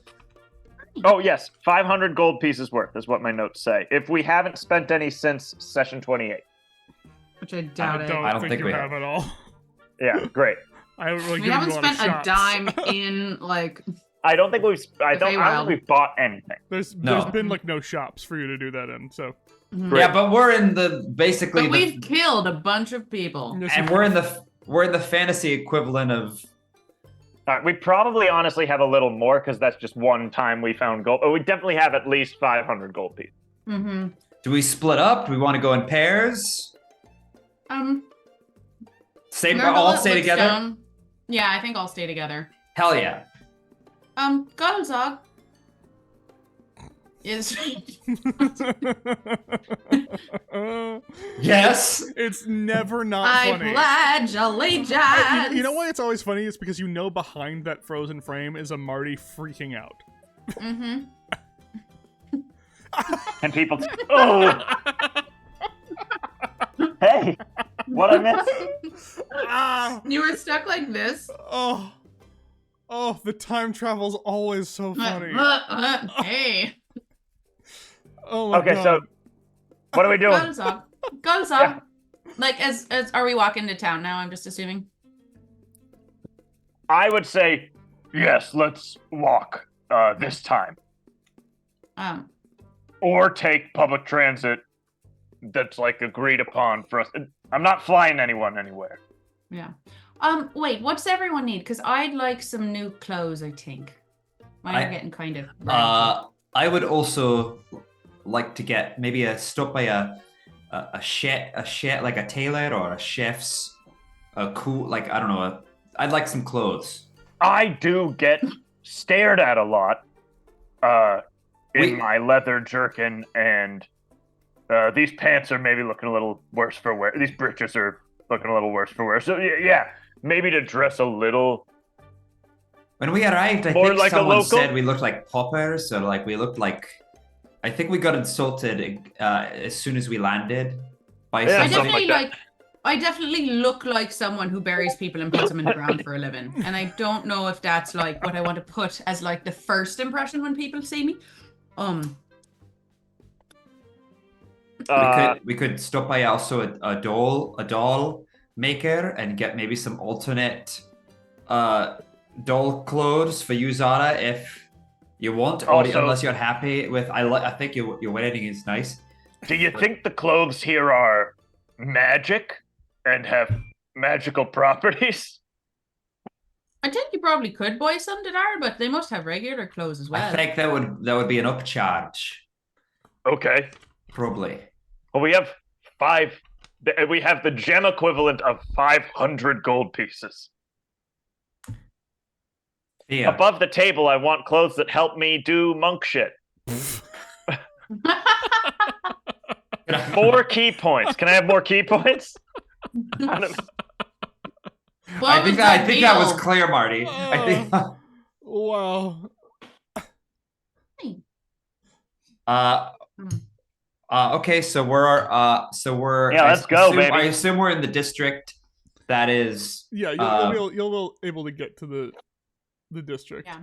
Okay, great. What do we see when we go outside? Clank. of Oh yeah. Yeah, so as you head outside of David's, you do see the result of what you all went through.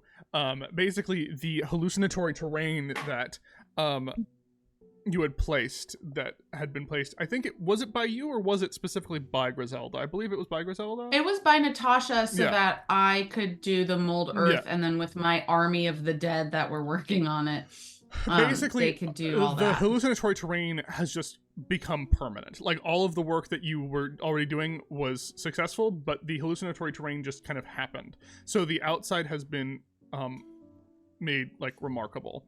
The tree has already started to grow, and you notice also that seemingly and magically the weird building of, like, duplexes and apartments, that, like, grody building has kind of almost shrunk overnight. Like, it's seemingly smaller. You can pretty easily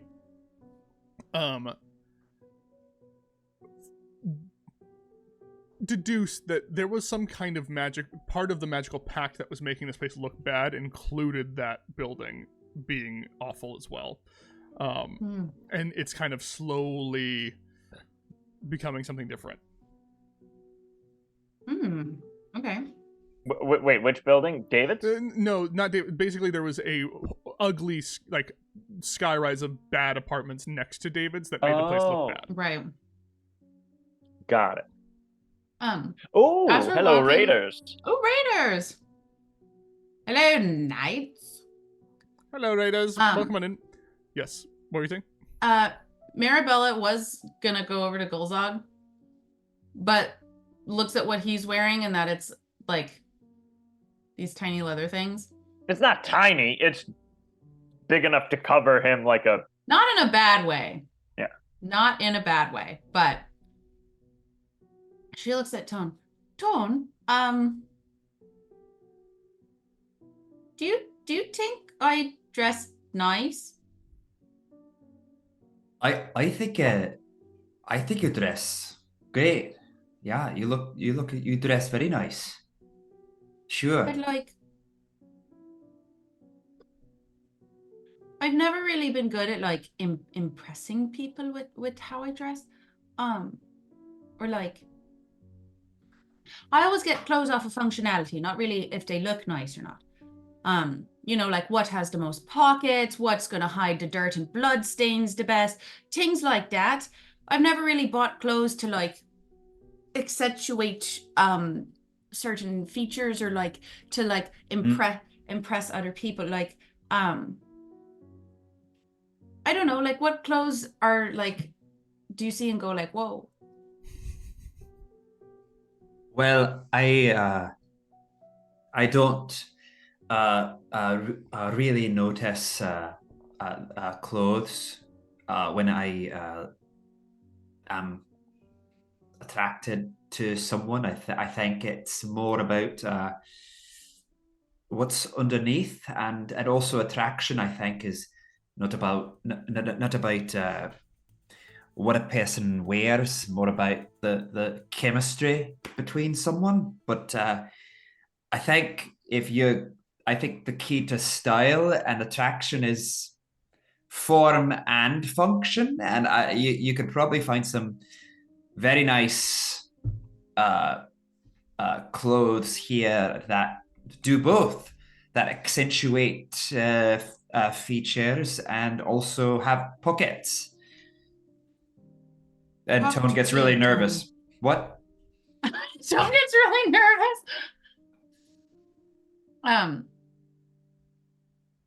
Marabella's too wound up in her things to care or notice. Great. Okay, thanks. It's for no reason in particular. Sure. So where are you all going? Montage. No, I'm sorry. Wait, we're going to the nearest Mauricio. What's his name? Manfred. The nearest Manfred, and asking Mauricio. about our options Mauricio. about where to go. Okay. It's a switch on the back. There's once again that like little concierge booth with a little bell.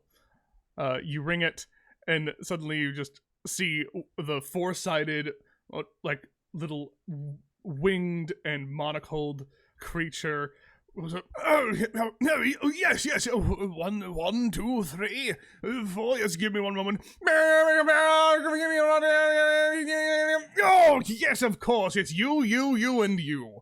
Yes, of course. Good to see you all again. Oh, how can I be of assistance on this fine day, 2 weeks before the Founding Day Parade? I hope you're all getting up to fabulous festivities, getting yourselves ready for the cook-off and the masquerade ball and all the like. There's a ball? Also, what were the other things that you rattled off at the end? Oh, there's plenty of other things that happen around the city. There's different kind of little tournaments of different fights and gladiatorial combats. There's Golzog. storied competitions. We lost someone, and that's awful for the way that our whole thing works. All of our cameras are fucked up, and no one can see anything. It's just wonderful. I love it so much. There's a ball! What's that? A ball sounds fun. Like a game. Mm-hmm. Yes. Oh, wow. This is cool. Wait a minute, where am I? Oh, You're, oh my gosh, where are you? I You're like at haven't the seen- bottom of Oh the shit! Oh my god! Yeah. Okay. We just have to kind of wait a second. Oh god. At least, This Dylan, is- you're mostly still in there, and it's Mart. It's just kind of like me and Yeah. Give me 1 second. Let me John, see. really. I mean, we can, like, I could go over here, I think. Let me see if that works. Oh, yeah. Let This me is see nice something. and comfy. Let me see something. Hang on, my lag is so far behind that I can't see what I'm doing. But I God. imagine this is cool. It's very cool, Marty. Oh Lord Almighty. Okay. Well, this is just kind of how it is for now. Oh my god!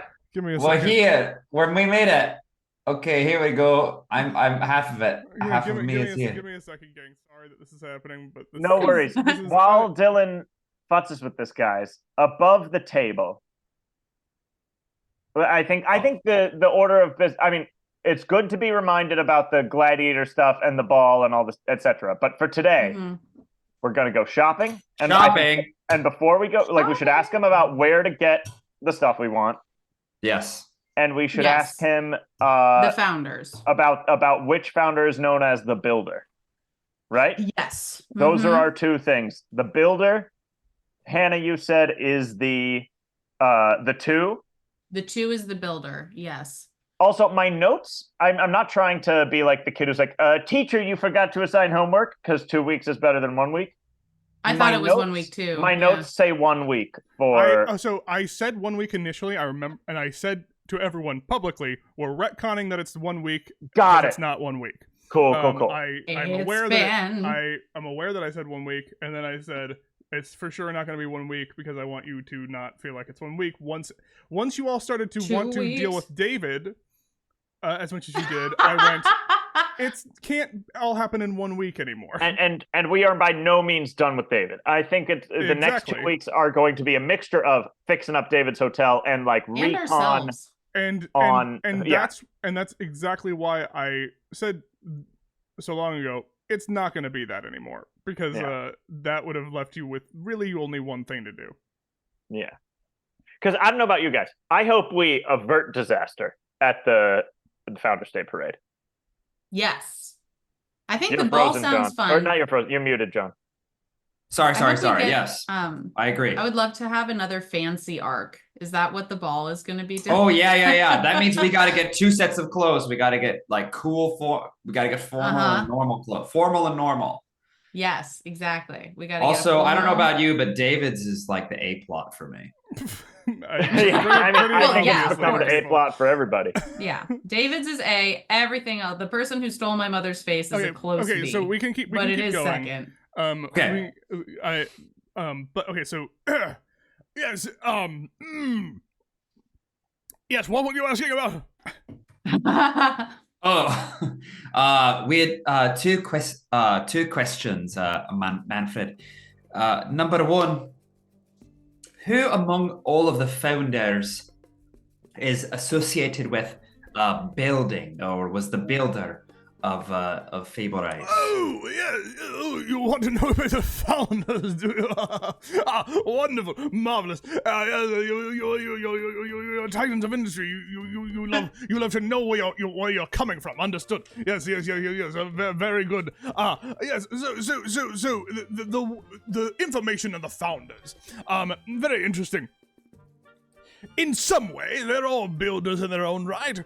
They have built this city from the ground up together, brick by brick, ideologically in their own ways.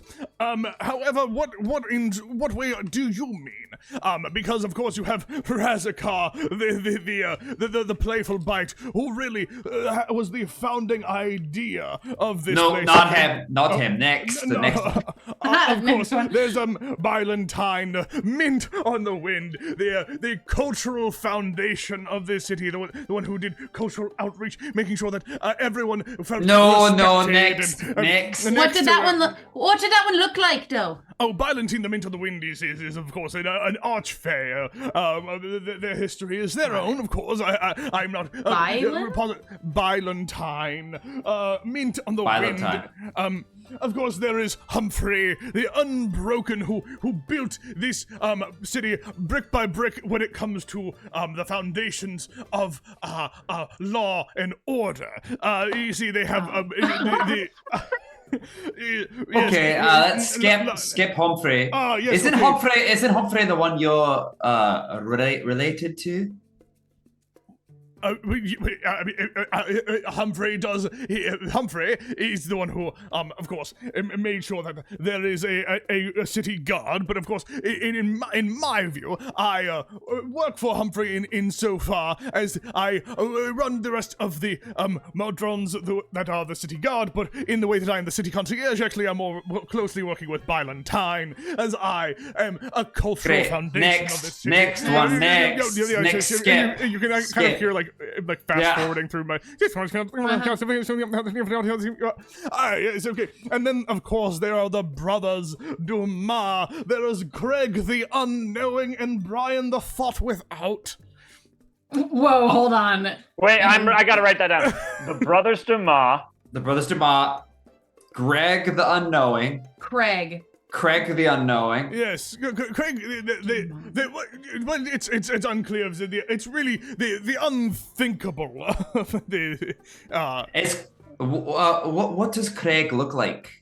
The statues are all over the city. And who's the second one? was Craig the Annoying and Brian the Thought Without. Brian the Thought Without. Yes. Okay. And what do they do? Oh, they are the ones who they built this city brick by brick when it comes to the foundations of and you see that there's literally Manfred is struggling to figure out what to say about them. Manfred. Yes.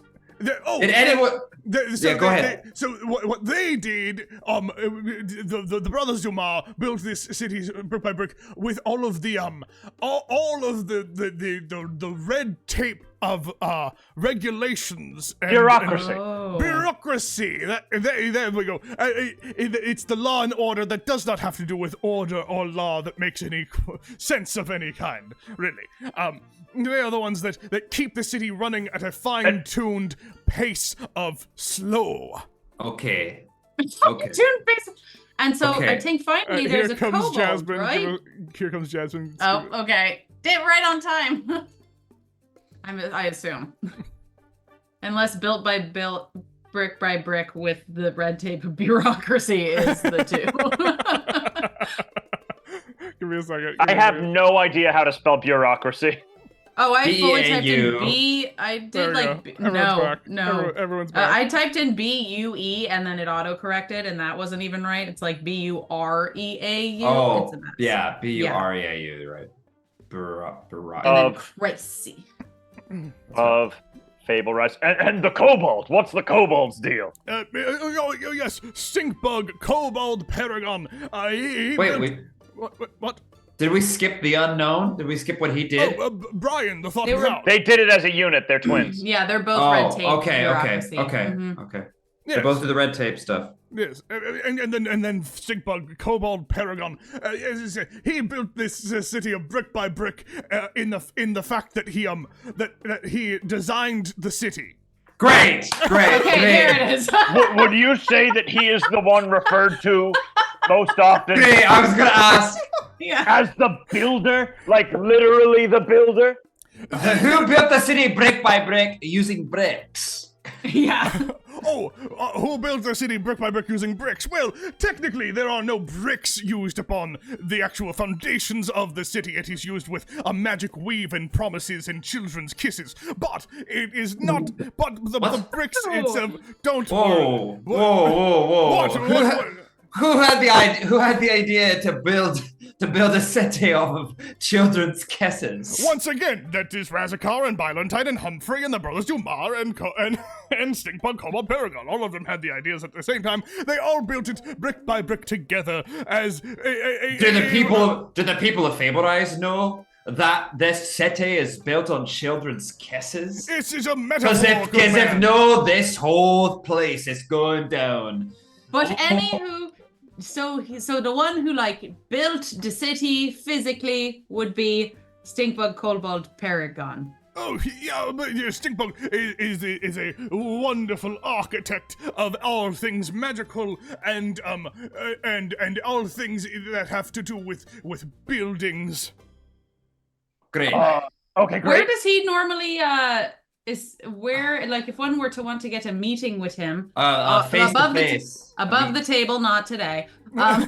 Like where would one do that? Well, of course, there is the High Council building, which is something that you would have to be, of course, personally invited to, and you would have to have a personal invite, and that would be at the top of the peak of the mountain of Fablerise in the highest spire. Of course, this is the Founders' Day Parade, and the various founders are all about the city doing their various tasks and going about their various festivities the way that they enjoy it. Some of them are sometimes down at the planning committees over in the Skyrise. I know that Bylantine is going to be very busy dealing as the primary judge of the cook-off.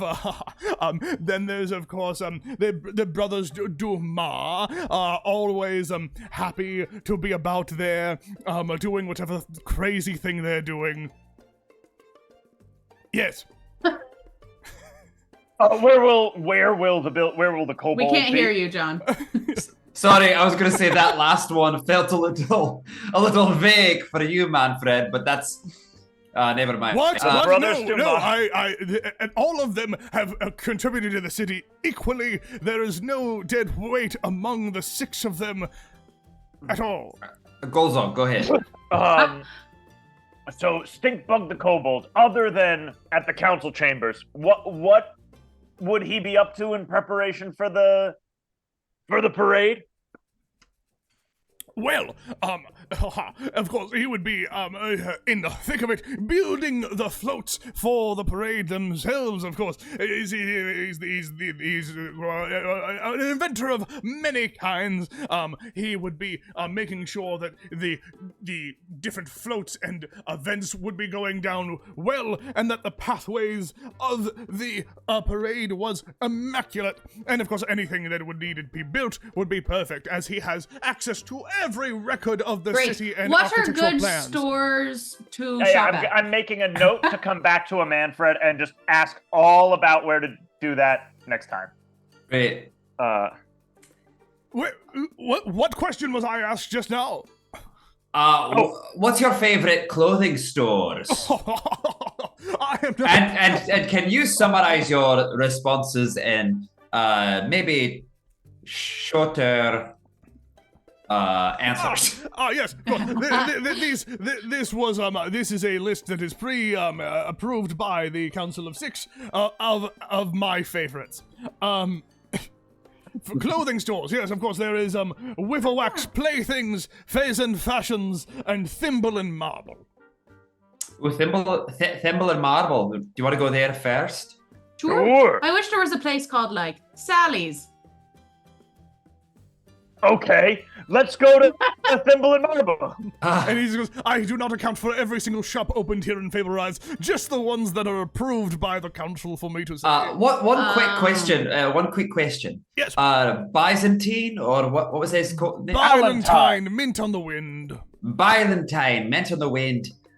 You said he was one of the judges of They are the head judge of the cook-off. There is no one on any realm or plane with a palate like Valentine's. What has some of his previous winners? Their previous. What has some of their What has some of their previous winners cooked, or do they have any favorite dishes? Oh, that is not something that I actually have the information on exactly. You would have to go and discuss that with the any of the chefs themselves. Okay. But I will say this: you may be hard pressed to find it. You see, they're very secretive. These chefs, they take it very seriously. It's like a life or death thing for them. Oh, okay. Great. And then I'll see you later. And then we're gonna go. One last question. Yeah, One last one. What are some of the clothing shops that you're not approved to tell us? Make a persuasion check with disadvantage. That's fair. So that we know to avoid them specifically. Can that now be with advantage? Ooh. Or just regular? Yeah. Just regular. Okay. Persuasion, you say? I'm so good at that. 3? 3.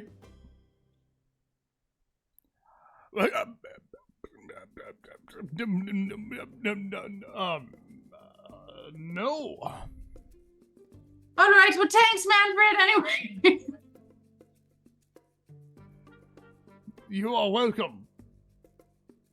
It is my one and only duty and joy. We're, I think, gone, right? Yeah. Right away. Yeah. That being said, above the table, Manfred is one of my favorite characters. He's terrific. 100%. I love him. Oh, yeah.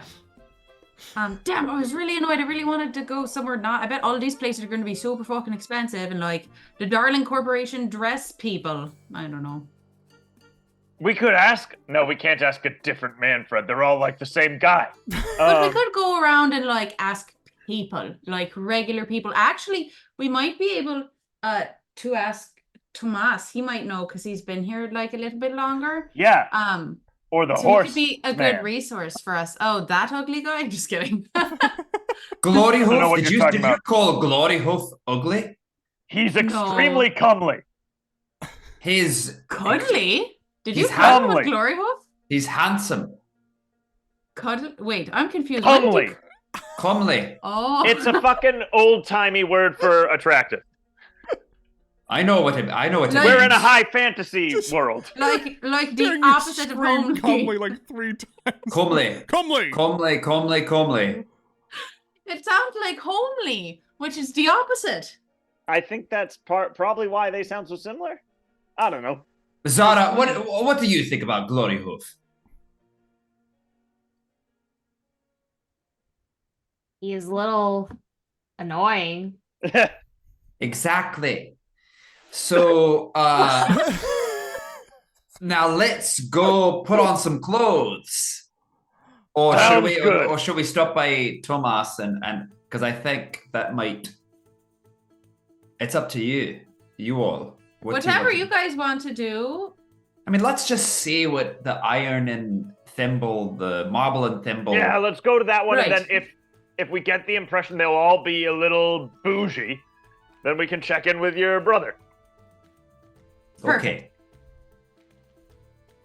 Okay. Run. Fast travel, click. You head on over. You're back towards like the mid spire. Everyone, make a perception check while you're kind of walking through the shops.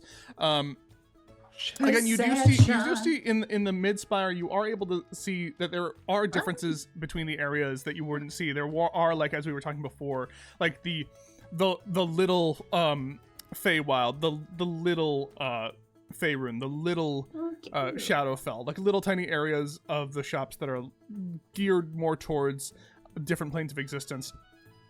Nice. 17 for me. Okay. 18. Dirty 20. Dirty 20. 8. You specifically, Zara, you're able to more accurately and pretty quickly figure out and notice that the shops are opening and but there have been like some scuffles in the streets lately. Like there's the scuffle that you all had in the street, like that you had when you were fighting. But you can tell that there's been like some fights happening at night. And that like maybe last night there was like something went down in the streets. As you can say, like the streets a little bit more disheveled. People are kind of fixing things up. There's like some blood in the street, that people are trying to pretend aren't there, but like you are very attuned because you're gross to the scent of blood, and you're like, that was blood. Yeah. And you're like, Blood, that's blood. Yeah, you're like, that's blood. I see it, that's blood. Like they're trying to pretend it's not blood. Oh, positive. In the streets, there was just for sure like some, like Weird. A fight between people went down. Can I do a survival check to pull at Aragorn? Yeah. Of course you can. Thank you. Nice. Of course you can. 21. 21. Don't take any helmets.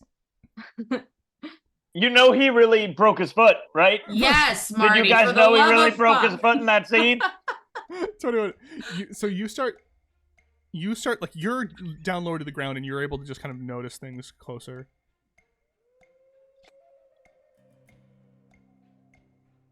And you're starting to think back on everything that you've seen or heard. And you're seeing like little patches of red cloth. Like red cloth from like a hat. Smell it. See like a feather. One from like an Aarakocra. But then you see a lot of down feathers from like pillows. You look down and you see like a shard of candy on the ground. Like candy cane. Blood. Sharp. Ooh. Lollipop Guild. Has to be. They were fighting in the street. Lollipop Guild caught off guard. They didn't know what was happening. But still overtook them. They still overpowered them. Are you saying all of this out loud, Jasmine? This is just something that's happening in Jasmine's head. This is happening in Jasmine's Got head. it. Okay. And Zara, you can say that you're saying this out loud, but this is what's going on in your mind. I am, but I'm kind of like whispering it to myself, so I think it's on everyone else to sort of like... So we're like crouched down following this doll. Everyone make a perception check to see if you notice Zara doing this. 13. You start 8. going around seeing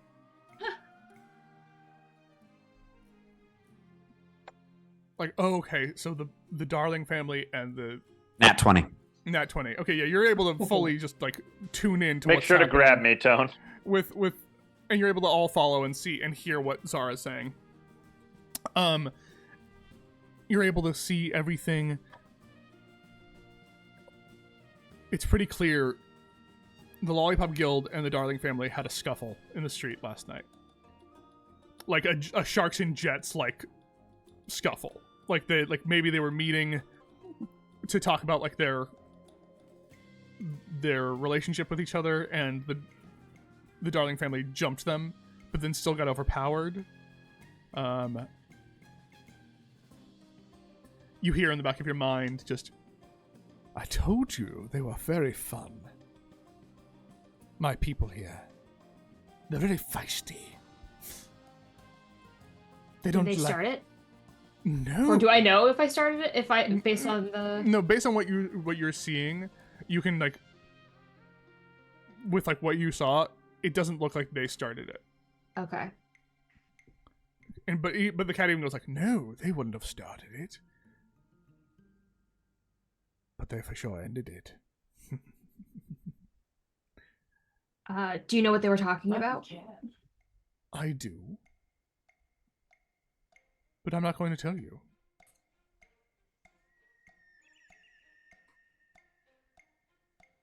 Insight. Can I discern whether or not he's like protecting himself or he's just trying to get me to like? Do you know what I mean? Like, yeah, do an insight check. Yeah. okay. 14. Yeah. It doesn't look like he's protecting himself in any way. It seems like he's just being shitty to you. All right. I guess you don't know. You can think whatever dumb thought in your head that you want.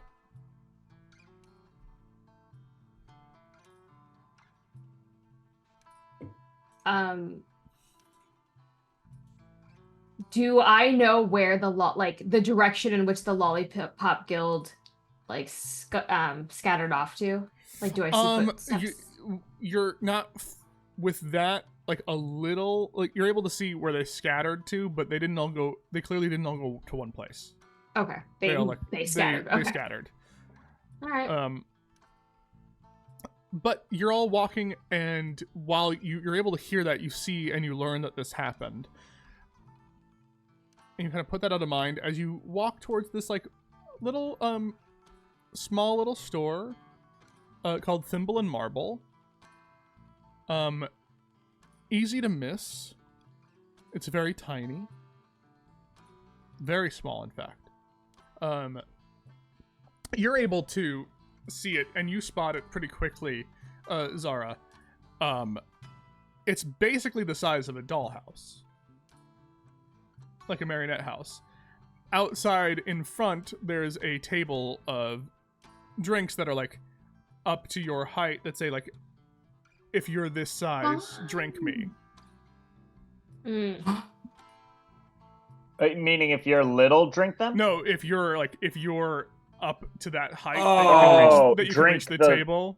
Yeah. Oh, drink. Done without a question. I mean, I'm doing it. Golzog hesitates a little bit, and then sees everyone else do it, and is like, "Ah, fine," and then drinks it. Absolutely. We've waited our whole lives for this moment. It's poison. No. Yeah, right. Easiest way Adventure. to kill a D&D party is just put poison out in little bottles that say "drink me" in front of a cute little shop. Yeah, we're all dead. 100%. You all start shrinking down, and you started to notice, like, you start to shrink down to small size, not tiny, just small, like the same size as Zara. Now you're all like Zara doll size, and you started to see like other people who were shrinking and like leaving the shop, and then like instantly growing back to their size, like almost as if it's very normal. Like they're just walking out, like talking and chatting, and then they just grow. Do their voices change pitch? Like, yeah. Like, so anyway. Yeah, for you right now, though, that's like normal pitch, but like outside, you hear like, you know, very clear. But it gets shrunk down, and you see this lovely little shop with like, you know, buttons and thread all throughout, with these little mannequins that are truly like like dolls that aren't alive, that are clearly like having like full dresses and magical things on it. And you see a little shopkeep running the store, and it's just this little mouse folk woman with pince nez, like a spectacles that like snap to the nose. Oh yes, all right, yes, come in. What can I do? I'd like clothes that would impress a boy. Oh, all right. That is very forward. Okay, but that is something that I can do. Is anyone else want anything? What are you all looking for? You all look like you all look like have been no offense, out in the wilds for a little bit, and that this is not this is not by choice. Yes, you do not want to look like this, I assume. No, you would rather that this is not what you look like. Yes. This is pretty much how I have always looked. Oh. I wouldn't mind looking a little different, but I am curious if there's something that could help me help give me an edge in a fight. All right. So you are looking for a little some things that is a little bit more magical rather than fashion. Yeah. Oh, all right. Understood. I think that I may not have exactly what you're looking for. I do have some things that are very much magic, but it is more having to do with making ourselves look fabulous rather than making ourselves powerful. I do think that I can recommend that there's a place with wax placings. They do have some things that's a little bit more of an oomph. Also, there is the blacksmith. They do something that is they do some armors and something like that. There is I can't wear armor. Oh, right, I don't want to get into it, but I just am not an armor wearing understood. type of guy. But you might also be able to find something else that you might be able to have some use out of. So take a look. I like being able to move. Right, and you have a very good muscle definition. I very much enjoy your physique and frame. It is very intimidating to me. As I'm a little mouse and you're so big. I'm not sure that when you're actually as big as you are, you're very frightening. But you're very nice. They go from green to dark green. His cheeks, because he's blushing. That's cute. Oh. Yes, yes, and of course, Edie, do you need anything, darling? Oh shit. Are you doing anything? Don't correct her. Are you doing anything on the down low that you need like a special outfit for, or is it these are new friends? Yes. Yeah, give me your stealthiest stuff. Right. Okay.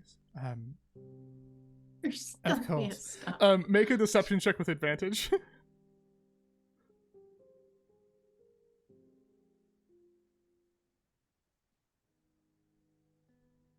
$15. 15.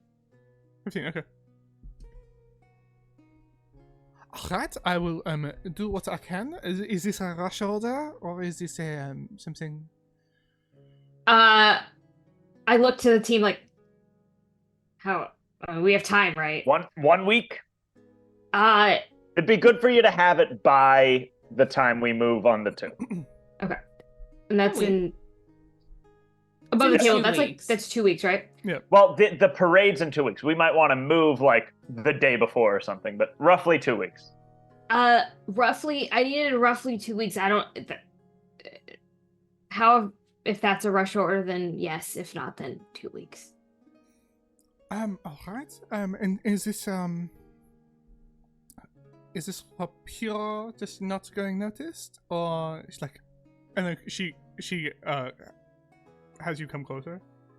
Should I close down the shop or something, or is this just is this going to be something that you are doing some late night visits or something, or do you need to look fabulous as well, darling? Like, is this for the? Do you need something for the masquerade? What I've heard of the masquerade, just like sitting in the. Well, I mean, you have shop. heard. Have heard about it. I did. Okay. From at least from Manfred, but you. Okay, sorry. What? Yeah, but you know that the masquerade is one of the many things that happen during the festivities coming up in the weeks. Okay. No, I'd actually prefer not to be noticed at all. Understood. All right, we can we can talk prices and everything. But yeah, so you want to impress a boy, you want to not be noticed at all. Very fun. It is different things entirely. You would like to punch more. What about this one? This line cook that you have brought me? Exactly. So I look like a line cook, but I'm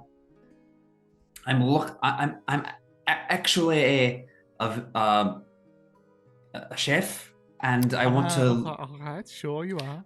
I want to look the part, the part, So, something that's clearly like show, not too showy, but also doesn't make me look like a butcher. Like something that has function and style. Like a refined chef? Thank you. Yes, a refined chef with lots of pockets. But also, yeah. All I right. also like pockets. I've heard. She also likes pockets. I do really like pockets. Sometimes I've seen women's pants that like don't have pockets, or like they have fake pockets on them, and I think that's so silly and stupid. So corporate America, if you're listening, I would really like actual pockets on women's pants. What's corporate America? Maybe can I get it engraved so that it says like my initials at the top, like TZ? Well, I can do. Are you describing an economic system other than feudalism? Because I'm pretty sure feudalism works pretty good. Okay. I just want pockets. So, you want pockets? All right. All right. Would you like the clothing to be simple, like just a piece of clothing with one of my designs, or would you like it to be magical in nature? Me? Well, any of you. Yes, magical if possible. Yes to magic. Understand, my magic is not so much I am able to store some magical properties into themselves.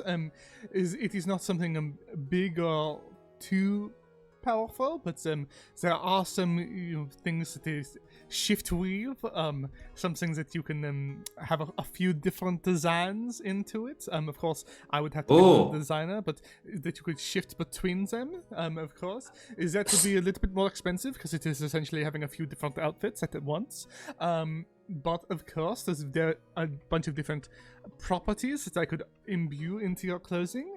I'm fine with just regular. All right. I don't need it to be magic. I just wanted to make sure that there are certain things. There is, of course, one of my most famous designs. You could, of course, add the property of billowing. You could make it any of your. If you have a cloak, you could make it billow dramatically. You could be as if like Beyonce hair. Yes, it is like Beyonce, and her hair in the wind, you billow like as a wind machine behind you at all times. I think if I don't know who among us is going to go to the ball, but for me, I just want to look professional and impressive. Understood. I don't need to have a formal or like other types of clothes, and I don't need to billow. I hope my food billows for me. So all right. You want to be very refined. So you do not want to stand out. You want your cooking to stand out, and the cooking is the thing that you want to flavor your outfit. All right, understood. Sure. Now, like I said, my designs are very much more, as it said, they are truly designs that are handmade. There are some magical properties. If you're looking for something that is very much like the oomph, like I said, Witherwack is more of the one who does things that is a little bit more, if you're my opinion, it's a little bit more ghastly, but for those who like to have little fights or bouts and like to have a cloak that could make you do a silly dance or whatever, I do not know, the weird things, that is where you should probably go. But I mean, if you want something could- sensible, this is nice. Could Above- we? Oh, sorry. Go ahead. Oh, no, Jasmine, you go first. Could we take what you've created for us and then go to this place and then get the enchantment so we can look good and not as and then also have the cool magic stuff? Yes, I will say this. If you do that, I would request that you allow me to at least have something like my insignia upon your clothing. That way, if people ask, "Hey, where did you get that?" people know it is really my design and not Witherwax, just because they might think, "Oh, it is doing something very magical. It is for sure Witherwax," and it's like, "No, this is Bibi Labelle." And I want them to be very clear that this is Bibi Labelle. Above the table question to the group: are we all trying to go to the ball? Are we like what do we need these clothes for? Above the table, I just don't want to look like a fucking line cook. If I'm actually going to be representing David's at this competition, I don't want to look like a fucking slop, like I'm a mud chef off the street. To be fair, there's the contest, the cooking contest, the bare knuckle fighting, right, and the ball. Right? Is there another event? I don't see myself going to the ball. I could probably act as like a spy for you all. I'll do whatever the party needs me to do. That's what I'll say. If you want me to go to the ball, great. I wouldn't mind going to. It fits your arc. I mean, it might help us all, like in terms of like game plan, to all go to one of those things. Yeah, or at least do we all want to get? Well, it also could be possible to get like a masquerade ball outfit that day. I mean, we could also have a formal wear and then one thing that we want that's like for us, like something that's like a little. Yes, I have no idea how much the shit costs. We could have like, I want to ask her cost. We could have like a masquerade formal thing, and then all of us could get like either something magical for fighting or something that or was better for dungeoneering or whatever. Jill, is there enough for us each to get a form thing and a function thing? Probably, like maybe not everyone. It depends on what you want the function thing. Not necessarily like 2 outfits. It could be like outfit in an amulet or outfit in a little whatever. I also don't need a magical outfit. I'll be dead in the ground before John is the only person not having. Before any one person doesn't get a cool thing. I mean, I'll say everyone has cool shit. You have a lot of magic items on you. I just got a great toy. I'm very happy. That's fair. And you are buying things.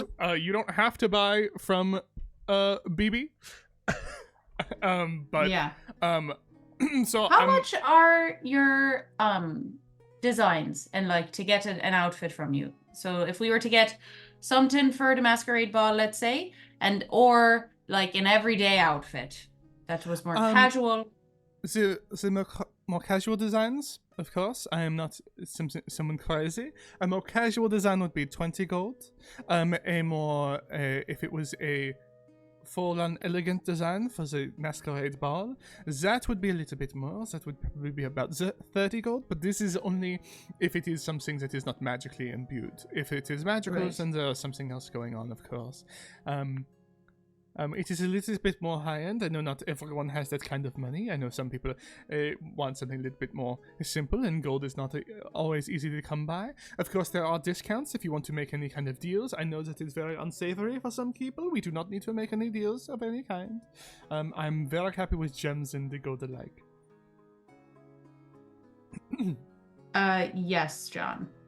Right, so we could all get a formal we might be able to do a deal then. No, let's not do a deal.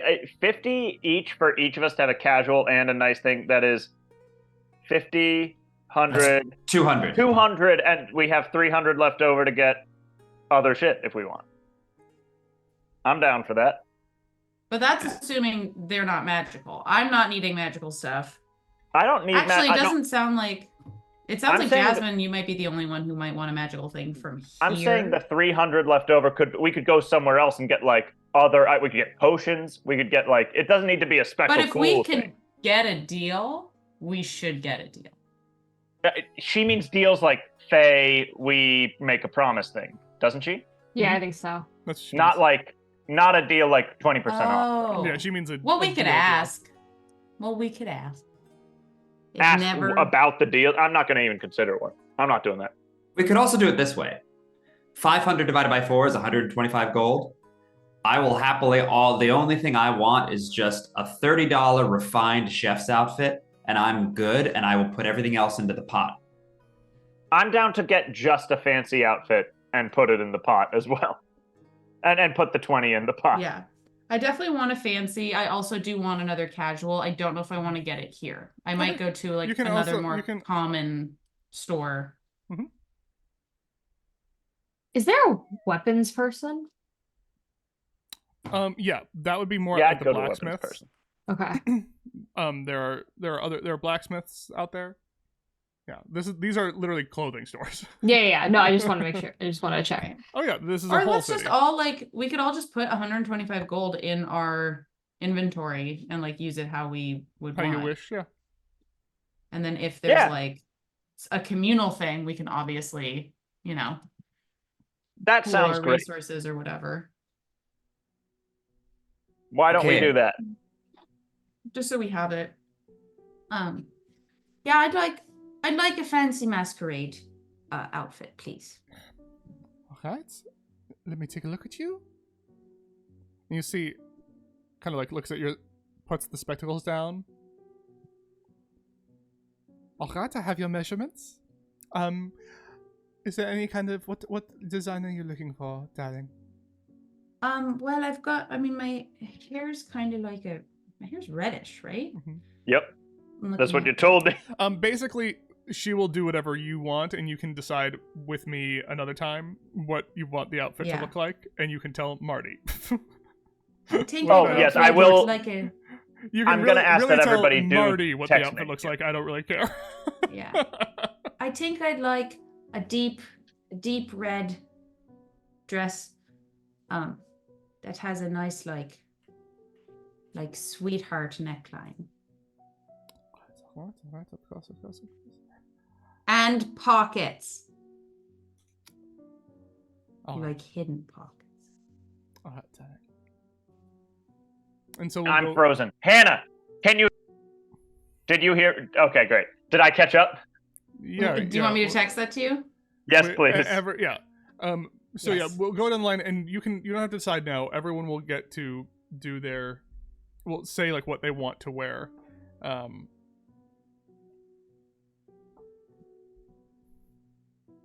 What is this? That's what I want. That's what I think, or that's what I want Tone's chef's jacket to Okay. look. Oh, that is sick. That is sick.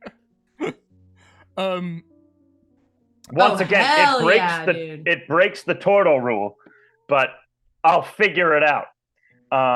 Marty, it's like how there's a hole for your head on a shirt.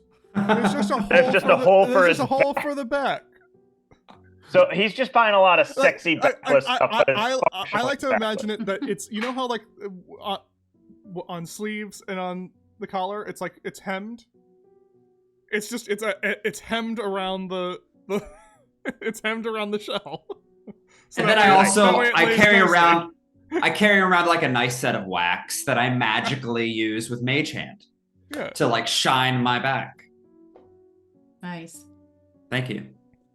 So I'll take 30 out of, and then we'll just take our gold out of it. Yes. Cool. Where else would you like to go? And you don't have so Manfred would have also told you like that if you're looking for places to go, you do have to stop by Smelt the Roses. I believe that is where you dropped off your frying pan. Oh yes. So you're going to a blacksmith anyway, probably at some point. Smelt the Roses is one of the blacksmiths for weapons. Clamorize is also another one of the blacksmiths that you can go to. You have heard about Phase and Fashion's Wivelwax playthings as two different places that you can get other clothing. I Like, highly where's a recommend good- Smell the Roses. Yeah, what's Where's a good place to get more like casual clothes? Like maybe not so much like tailored, super fancy, just like a casual outfit, nothing crazy. Oh, all right. Yeah, make a persuasion check. Okay.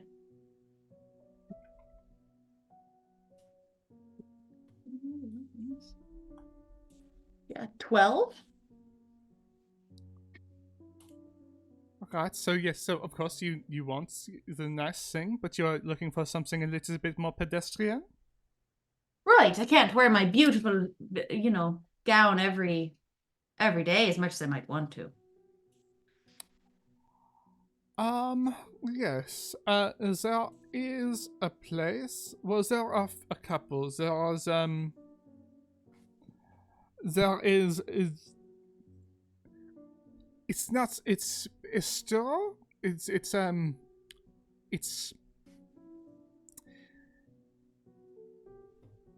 not lovingly, but it is referred to as the junkyard or the lost and found. It is a second-hand store that is just lost clothing that has come here that no one has claimed. What is a second-hand store? It is the place where something is owned first and then it goes to someone else. That's just taking. It's where you take clothes from someone? Well, No, it's like if you don't want it anymore. Yes. You know? And then You mean like a person who isn't a merchant sells clothes to a merchant and then you can buy them from the merchant? It's wild. Civilization's crazy. And then of Okay, so course the there is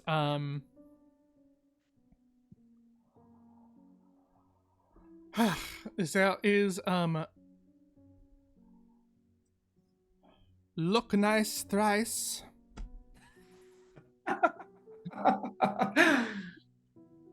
Okay. Is this Righty, well, Bay LaBelle? Is that this character's name? BB LaBelle. BB LaBelle? Mm-hmm. I love BB. she looks down upon there's us. look nice thrice. They have a very special buy one get 3 for free. So that is the quality that you're getting, but it is quite a deal. Well, all right. Might be good for more pedestrian purposes then. Mm-hmm. I will say that if you go there, you may want to find a way to clean the clothing. It can smell of sulfur. Can I insight check that? Mm-hmm. Or like history check? Yeah. Or something? Like which one? Maybe I'll insight it. Ooh, nice. 25. 25. She's being really shitty about it, but she's not lying. she's like very clearly is looking down on this place, but something, this is a place where like tons of different kinds of creatures live here. It may be owned by a fiend of some kind or something from the hells. Gotcha. Okay. Cool. Dope. Sweet.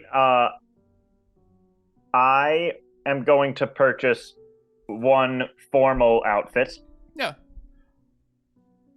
And Golzog is going to tell her, I don't really know a lot about going to formal things. Formal dress in my home is a very different affair.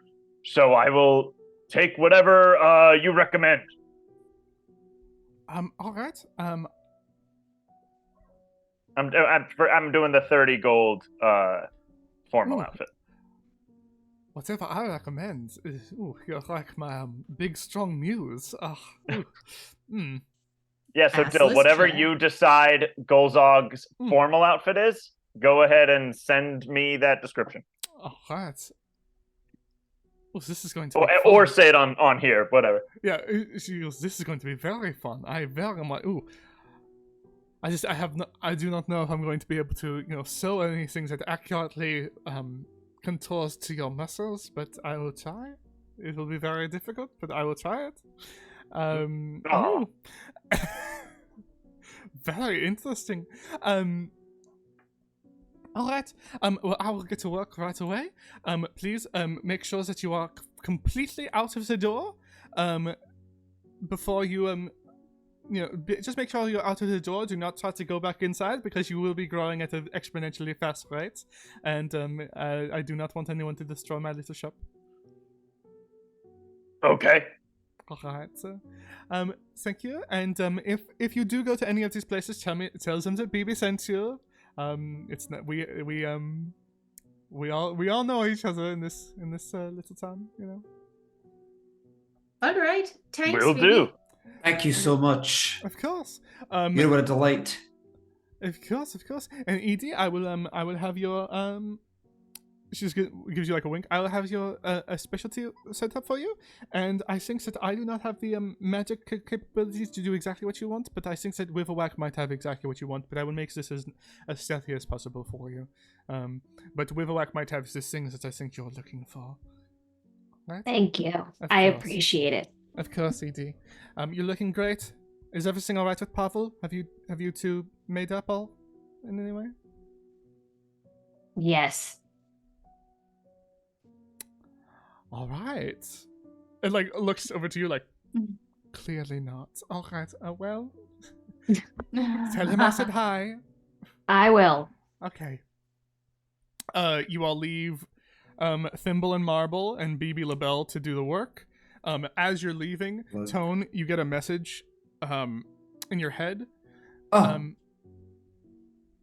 Actually, give me a second. it's a dial tone. It's weird. Yeah, there's just like some static feedback.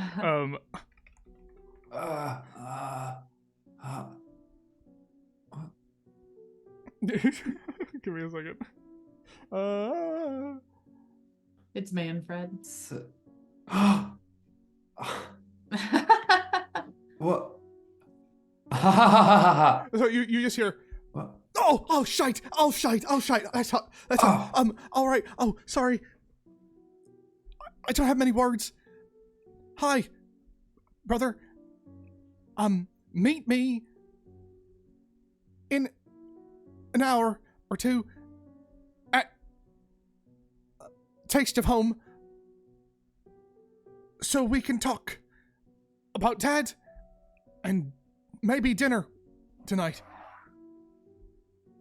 Everything I'm touching is catching on fire right now. I shouldn't have cast this spell. Bye. He casts Sending and Wild Magicked into everything he touches bursts into flames.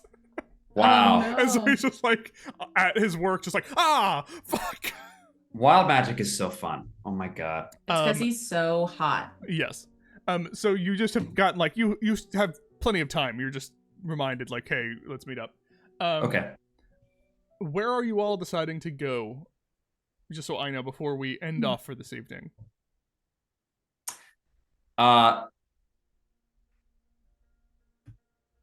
Anyone Okay. else? I am probably going to check out Whifflewack. Okay. I may or may not buy something from there. I would also like to check out potentially one of the blacksmith, like the weapony blacksmith things. I might buy a better weapon. Okay. So you know that Roses. essentially Smelt the Roses is the one that does accessories, Clamorize is the one that does weapons. Like at least specializes. Wivelac, Okay, I might, just so you all know, I might do smelt the roses too. I don't know. just so you all know, as you're walking around before we like end off, because we will probably start next session after the, because we should end More soon. shopping. We're gonna do more shopping to like kind of ease us back in after the winter break, and then talk with them, and also gives you time to tell me exactly what you're looking for, too. Yeah. Because that way I can you can be like, this is what I'm I looking definitely for. want to go to one of those secondhand places. Yeah, for tell me like shops. exactly, because that way over the break you can tell me exactly the item that you're looking for, and I'll tell you like if they for sure have it in stock, which they probably Oh, will. okay, But I cool. just want to know like exactly the kind of thing you're looking for. You can peruse Yarg. the magic items and tell me. Does Fable Rise have a Santa figure who comes? Maybe. I And did David- already leveled you up. Wivelak, Yeah, you're right, you're right. That's true. Fair enough. Fair. Fair. Wivelwax is almost an exact copy, it looks like, of Thimble and Marble, at least in the way that it feels like it's a dollhouse, but it's the normal size of a normal, like a building your size. But on the back of it, it's much bigger, and you can start to see very clearly a giant man, like a true giant man, sitting there Oh. dressing someone as if they were a little doll. Oh, fun. Like, and a loud booming voice is going like, That ought to do her. You will look beautiful, and you will be able to pierce the sky with your cloak. You look wonderful, darling. All right, off you pop. There's this giant who's just kind of... Wivelak is a giant who owns this little shop. Nice. See tons of magical clothing and cloaks of billowing and displacement and all these different things on the wall. As you are all heading on off to shop, and there may be some discounts for the fact that it is the holidays, and because, you know, it's the Founders Day Parade. Well, with so many things learned this evening, with the two finally figured out after a long conversation with Manfred, we will end off this and also for 2023. Thank you so much, gang, for being here. Ugh, it's so much fun playing with you all the time. I don't know exactly when we'll be back. We're going to talk off stream about it exactly, but we're going to have a few weeks off because, hey, it is the holidays and we all deserve our own breaks to be with our family and have a good time. We hope you do as well. Does anyone have anything they want to plug? Yes. I will be doing the art stream this Thursday at 4 p.m. Pacific Standard Time. Jury's out on whether or not I'm doing the party lineup. It might be the party lineup. I also might be done with that by then. So if it's not that, it might be something different. We'll see. But either way, I'll be working on art or talking about something Hero Club related. Come hang. Come hang indeed. I will say this. I'm probably, because I'm here, I'll probably, on one of the weeks, not next week, but one of the weeks, probably on a Tuesday, we'll be streaming on this channel for another DM's Diary. We'll talk about what's going to come in the next year and what's been going on. You can ask me questions. That's always fun, and it's a fun just hang. Probably like an hour or two of us just discussing all the crazy shit that has happened in the Nat 20s that have made me reconsider things. Anything else anyone else want to do? Plug? Nothing? Natasha's show tomorrow. Natasha's show tomorrow. If you can go, please do. Yes. I hope I can get there. I have a ticket. I hope I can get there. Thank you so much, everyone, for being here. And I will see you. We will all see you in the next year. And watch our socials for the exact schedule coming up. But until then, bye-bye. Bye-bye then. Happy holidays! Happy holidays. Bye-bye.